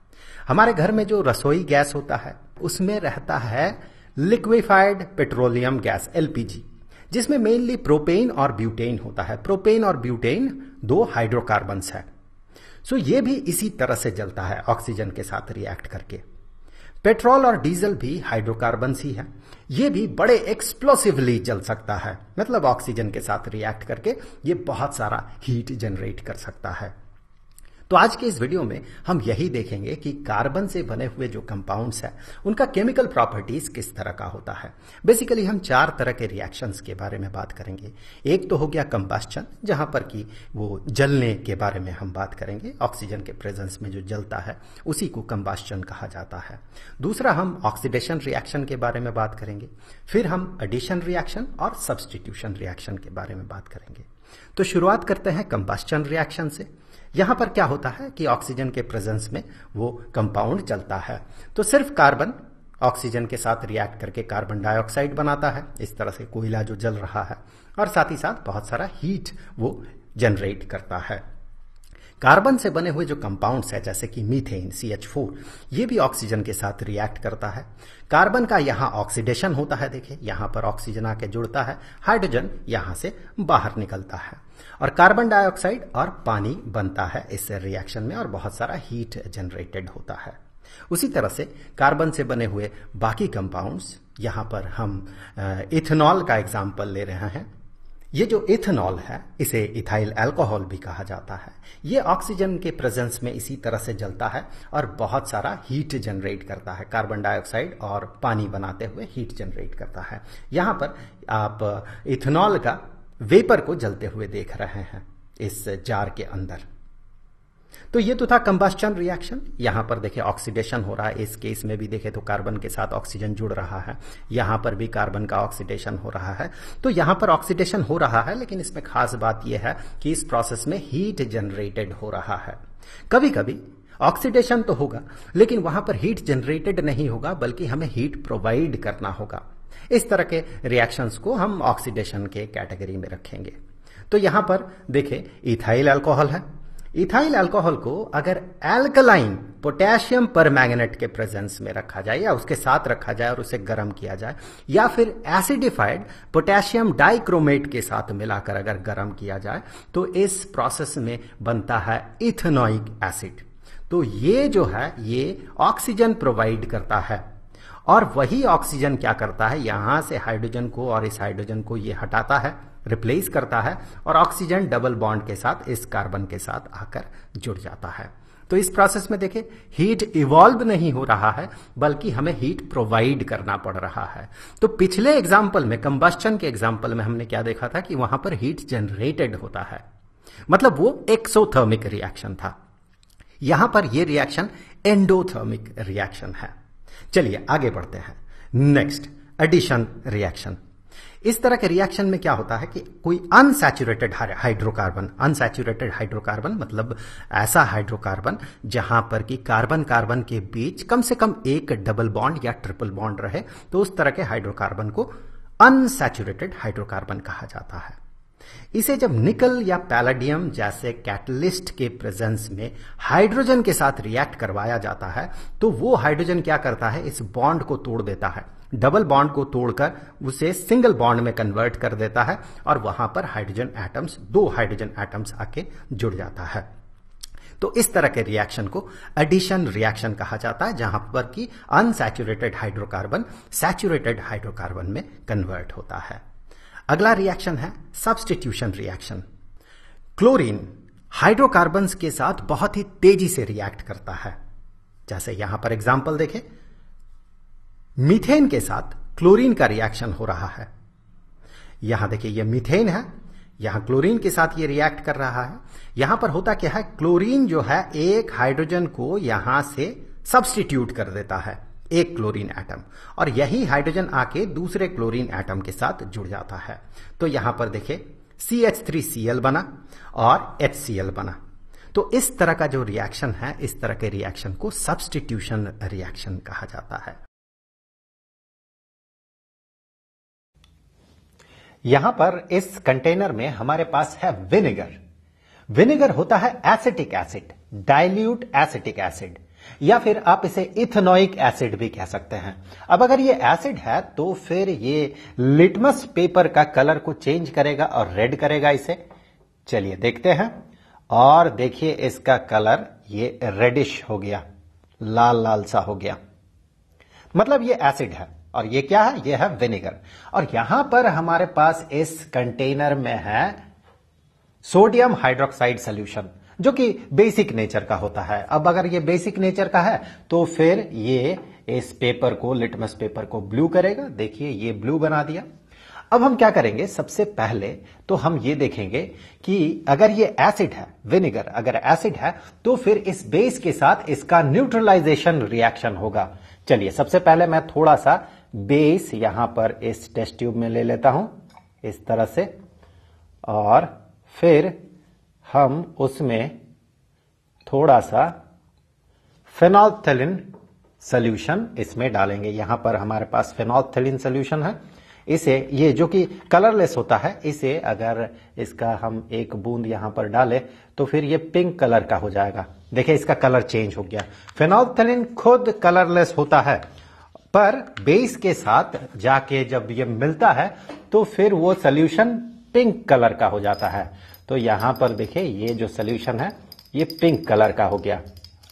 अब देखिए चूंकि विनेगर, चूंकि ये एसिड है, तो ये इसे न्यूट्रलाइज कर देगा। न्यूट्रलाइज कर देगा मतलब अगर कुछ थोड़ा सा हम लोग अगर विनेगर इसमें मिलाते हैं तो फिर धीरे धीरे इसका कलर वैनिश कर जाएगा। न्यूट्रलाइजेशन में होता क्या है, एसिड और बेस रिएक्ट करता है और एक दूसरे के इफेक्ट को न्यूट्रलाइज करता है, मतलब कैंसिल करता है। धीरे धीरे इसका कलर देखे धीरे धीरे वैनिश करेगा, इसका कलर वैनिश करेगा। और इस प्रोसेस में, इस रिएक्शन में बनता है सॉल्ट और पानी। यहां पर सॉल्ट और पानी बनता है। थोड़ा सा अगर हम लोग इसे मिला दें तो देखिए कलर धीरे धीरे वैनिश कर रहा है। इसका कलर अभी थोड़ा सा लाइट हो गया है।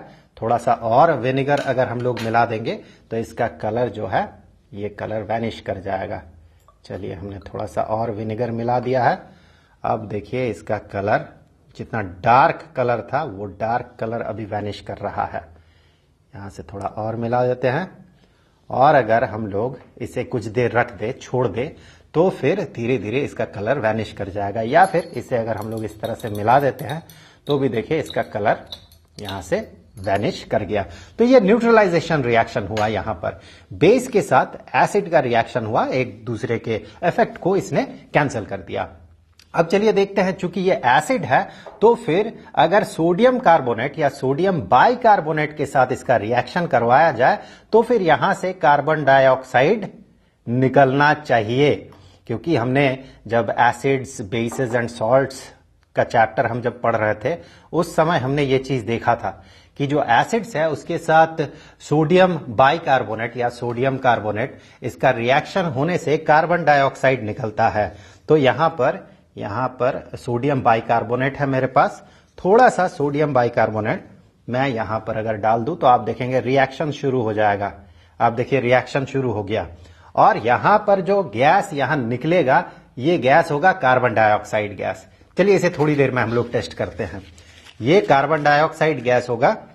अगर हम लोग एक जलती हुई माचिस की तिली को यहां ले जाते हैं तो देखिए ये बुझ गया। क्योंकि यहां पर कार्बन डाइऑक्साइड गैस रिलीज हो रहा है जो कि यहां पर इसे जलने से रोक रहा है। तो हमने दो रिएक्शन देखा यहां पर। चलिए थोड़ा डिटेल्स में बात करेंगे हम लोग इथेनोइक एसिड पे या एसिटिक एसिड पे। तो चलिए सबसे पहले देखते हैं इसके फिजिकल प्रॉपर्टीज। ये जो इथेनोइक एसिड है इसे एसिटिक एसिड कहा जाता है और ये जो है ये कार्बोक्सिलिक एसिड के ग्रुप में आता है। आप अगर यहां पर ये जो इथेनोइक एसिड का जो आपको स्ट्रक्चर दिख रहा है यहां पर अगर आप ध्यान दें तो ये जो है ये फंक्शनल ग्रुप है कार्बोक्सिलिक एसिड का। ये वीक एसिड होता है। देखिए बेसिकली एसिड्स को अगर हम पानी में मिला देते हैं तो वो दो आयंस में टूट जाता है, एक तो नेगेटिव आयन और दूसरा हाइड्रोजन आयन ये रिलीज करता है। जो एसिड कंप्लीटली पानी में जाके कंप्लीटली डिसोसिएट कर जाता है, मतलब कंप्लीटली टूट जाता है, उसे स्ट्रॉन्ग एसिड कहा जाता है। लेकिन कार्बोक्सिलिक एसिड जो है ये कंप्लीटली टूटता नहीं है। बहुत सारे मॉलिक्यूल्स ऐसे होते हैं जो कि टूटता नहीं है, कुछ कुछ मॉलिक्यूल्स टूट जाता है। इस तरह के एसिड्स को वीक एसिड कहा जाता है। हर कार्बोक्सिलिक एसिड जो है ये वीक एसिड होता है। तो यहां पर ये इथेनोइक एसिड भी वीक एसिड है। ये कंप्लीटली डिसोसिएट नहीं होता है बल्कि कुछ पार्ट इसका टूट जाता है दो आयंस पे और कुछ नहीं टूटता है। इसमें हम लोग डिटेल्स में बात किए थे। हम लोगों ने बात किया था chapter acids, basis and salts में। उस प्लेलिस्ट में जाके रिलेटेड वीडियो को आप देख सकते हैं। अगर 5 से 8% एसिटिक एसिड का पानी में मिलाया हुआ सोल्यूशन हो तो उसी को विनेगर कहा जाता है।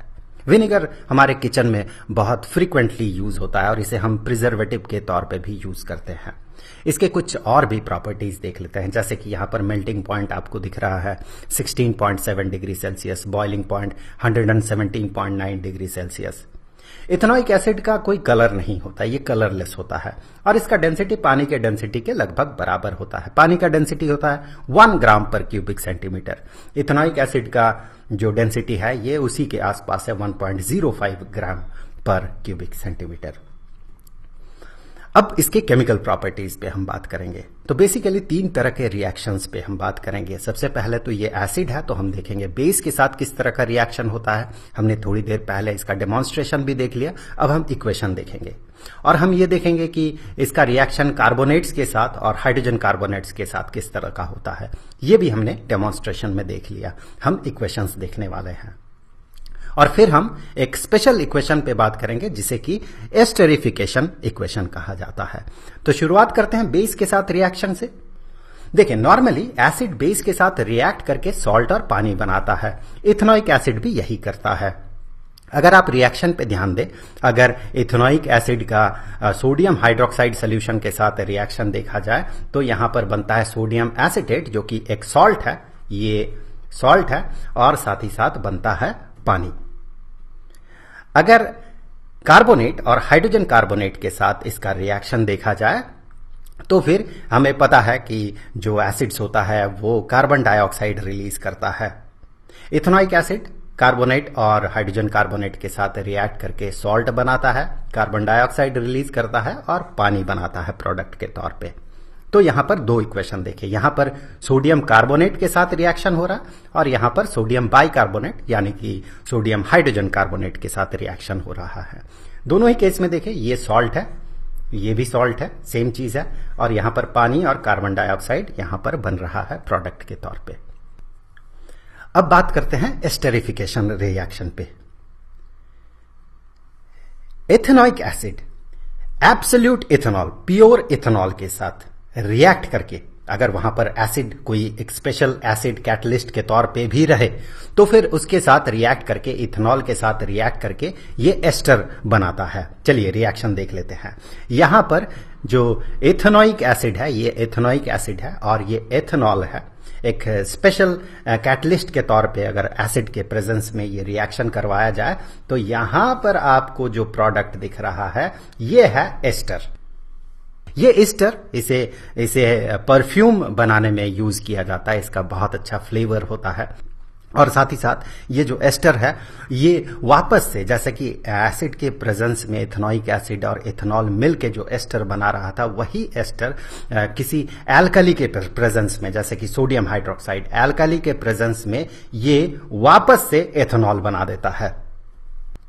इस रिएक्शन को सपोनिफिकेशन रिएक्शन कहा जाता है, क्योंकि ये रिएक्शन यूज होता है साबुन बनाने के लिए, सोप बनाने के लिए, इसीलिए सपोनिफिकेशन, सोप बनाने के लिए इसे यूज किया जाता है। नॉर्मली सोप्स जो होता है ये सोडियम या पोटेशियम का सॉल्ट होता है, जैसे यहां पर ये सोडियम का सॉल्ट है, सोडियम और पोटेशियम का सॉल्ट होता है, और लॉन्ग चेन कार्बोक्सिलिक एसिड का सोडियम पोटेशियम सॉल्ट होता है। ये शॉर्ट चेन है, यहां पर दो कार्बन्स है। अगर ये लॉन्ग चेन होता, बहुत सारे कार्बन्स रहता, तो फिर यहां पर ये बन जाता सोप। अब हम लोग आगे बढ़ते हैं और अब हम लोग इथेनॉल पे बात करेंगे। ये भी एक इंपॉर्टेंट कार्बन कंपाउंड है। पहले हम लोग कुछ फिजिकल प्रॉपर्टीज देख लेते हैं। इथेनॉल जो है ये कॉमनली इसे अल्कोहल के नाम से जाना जाता है। जो अल्कोहलिक ड्रिंक्स बिकता है मार्केट में, उसमें इथेनॉल यूज होता है। ये बहुत अच्छा सॉल्वेंट होता है, मतलब इसमें बहुत सारी चीजें घुल जाती है, इसीलिए इसे मेडिसिन के तौर पे भी यूज किया जाता है। आप अगर होम्योपैथिक मेडिसिन अगर कभी आपने लिया होगा तो आपको पता होगा कि बेस के तौर पे वहां पर अल्कोहल यूज किया जाता है, स्पेशली इथेनॉल यूज किया जाता है।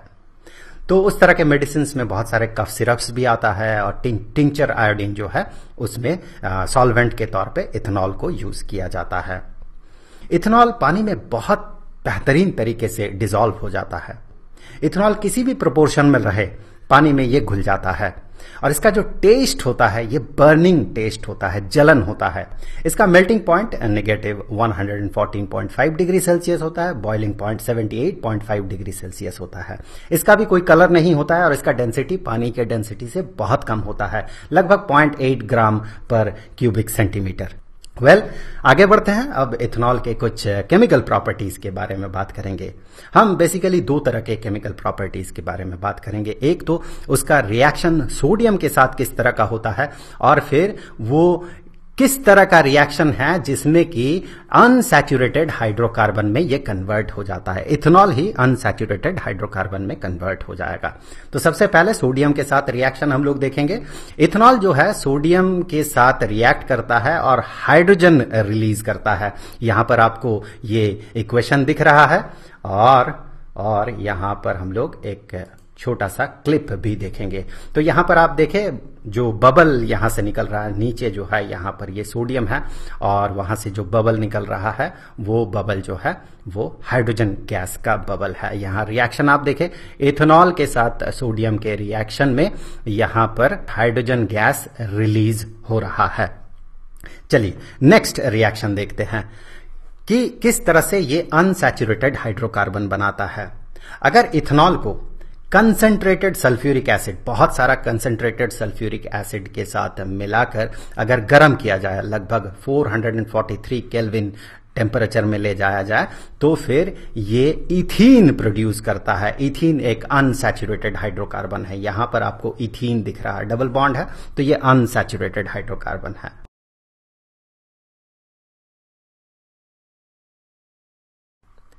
कोविड-19 ने हमें बहुत कुछ सिखाया। इसमें से एक है हाथ धोना। हाथ धोने से हाथ साफ हो जाता है, और ऐसा भी कहा जाता है कि साबुन पानी में बैक्टीरिया, वायरस जैसे पैथोजेंस वो मर जाता है। तो साबुन में ऐसा क्या खास बात है कि वो गंदगी को साफ कर देता है, और साबुन में ऐसा क्या रहता है कि उसमें पैथोजेंस, बैक्टीरिया, वायरस जैसे पैथोजेंस उसमें सर्वाइव नहीं कर सकता है। तो आज के इस वीडियो में हम लोग यही देखने वाले हैं कि साबुन कैसे काम करता है। तो शुरुआत करते हैं साबुन के मॉलिक्यूलर स्ट्रक्चर से। देखिए, साबुन होता है लॉन्ग चेन कार्बोक्सिलिक एसिड का सोडियम या पोटेशियम सॉल्ट।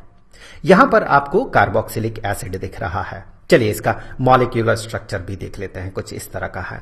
यहां पर जो नोड्स है, ये नोड्स यहां पर कार्बन एटम्स है, और जो जितना रिक्वायर्ड हाइड्रोजन एटम है वो उसके साथ जुड़ा हुआ है। आप इस फिगर में देख ले। यहां पर इस ग्रुप को देखें तो आपको समझ में आएगा कि ये कार्बोक्सिलिक एसिड का ग्रुप है। यहां पर जो स्पेशल कार्बोक्सिलिक एसिड आपको दिख रहा है, जिसमें कि 12 कार्बन एटम्स है, इस कार्बोक्सिलिक एसिड को लॉरिक एसिड कहा जाता है।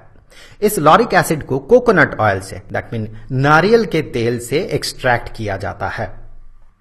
जो साबुन है वो लॉन्ग चेन कार्बोक्सिलिक एसिड का सोडियम सॉल्ट या फिर पोटेशियम सॉल्ट होता है, और जो डिटर्जेंट होता है जिससे कि हम कपड़ा साफ करते हैं, वो लॉन्ग चेन कार्बोक्सिलिक एसिड का अमोनियम सॉल्ट या फिर सल्फोनेट सॉल्ट होता है।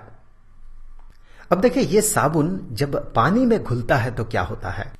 पानी में घुलते साथ ये मॉलिक्यूल 2 आयंस में टूट जाता है, नेगेटिव आयन और पॉजिटिव आयन में ये टूट जाता है। ऐसा क्यों होता है? इसके लिए हमें पानी के स्ट्रक्चर को समझना होगा।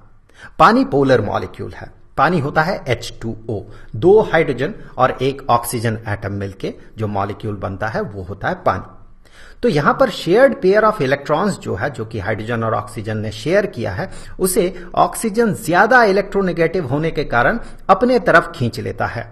और इलेक्ट्रॉन चूंकि नेगेटिवली चार्ज्ड है, तो इलेक्ट्रॉन पेयर अगर ऑक्सीजन की तरफ ज्यादा ओरिएंटेड होगा या ज्यादा उसके तरफ आएगा, तो ऑक्सीजन में थोड़ा सा नेगेटिव चार्ज यहां पर ऑक्सीजन की तरफ आ जाता है, जिसे कि हम पार्शियल नेगेटिव चार्ज कहते हैं, जिसे डेल्टा माइनस से डिनोट किया जाता है। और हाइड्रोजन की तरफ, चूंकि हाइड्रोजन से पेयर ऑफ इलेक्ट्रॉन्स दूर गया है, तो हाइड्रोजन की तरफ पॉजिटिव चार्ज थोड़ा सा उसका इन्फ्लुएंस आ जाता है। तो यहां पर बनता है इलेक्ट्रिक फील्ड पानी के मॉलिक्यूल के इर्द गिर्द।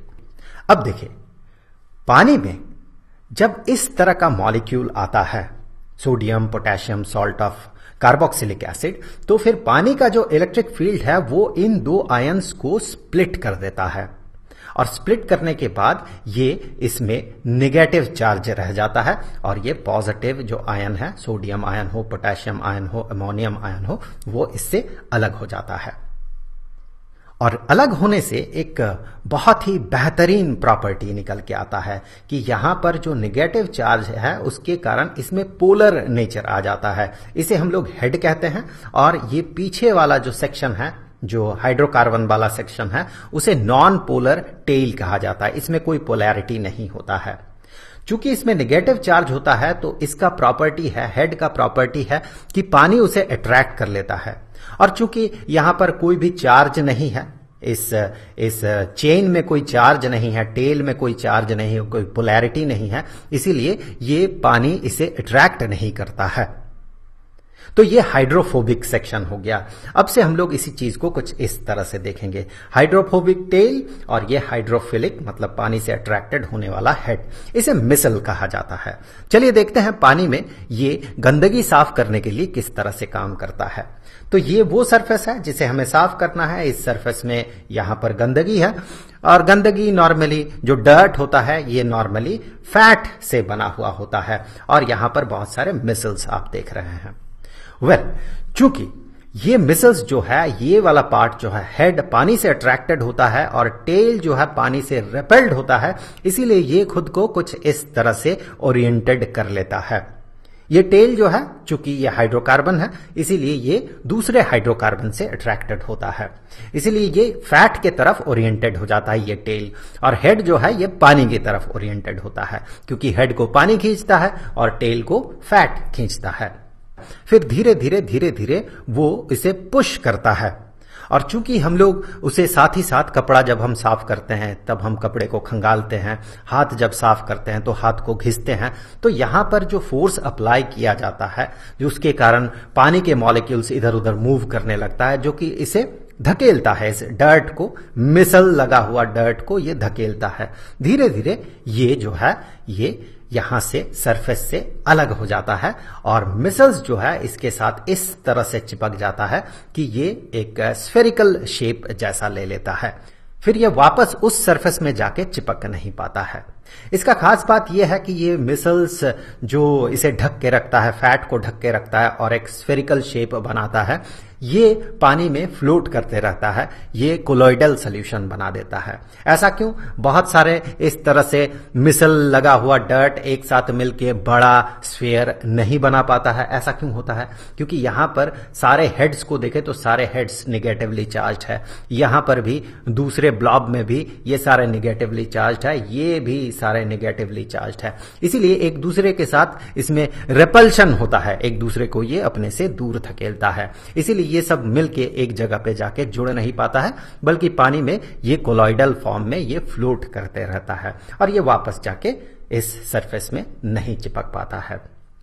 अब वायरस बैक्टीरिया के केस में क्या होता है, देखिए इन पैथोजेंस का जो सरफेस है, दैट मीन जो सेल मेम्ब्रेन है, वो फैट से बना हुआ होता है। तो यही मिसल्स आके उन फैट्स के साथ जुड़ जाता है और उसे खींच के अलग कर देता है और जो अंदर वाला हिस्सा है वो अंदर वाला हिस्सा बाहर निकल जाता है और बैक्टीरिया वायरस जो है वो मर जाता है। अब हम लोग नेक्स्ट चैप्टर शुरू करने वाले हैं जो कि है पीरियोडिक टेबल। उसका लिंक आपको यहीं पर स्क्रीन पे मिल जाएगा। तो मिलेंगे अगले वीडियो में, तब तक के लिए खुश रहें। Good bye.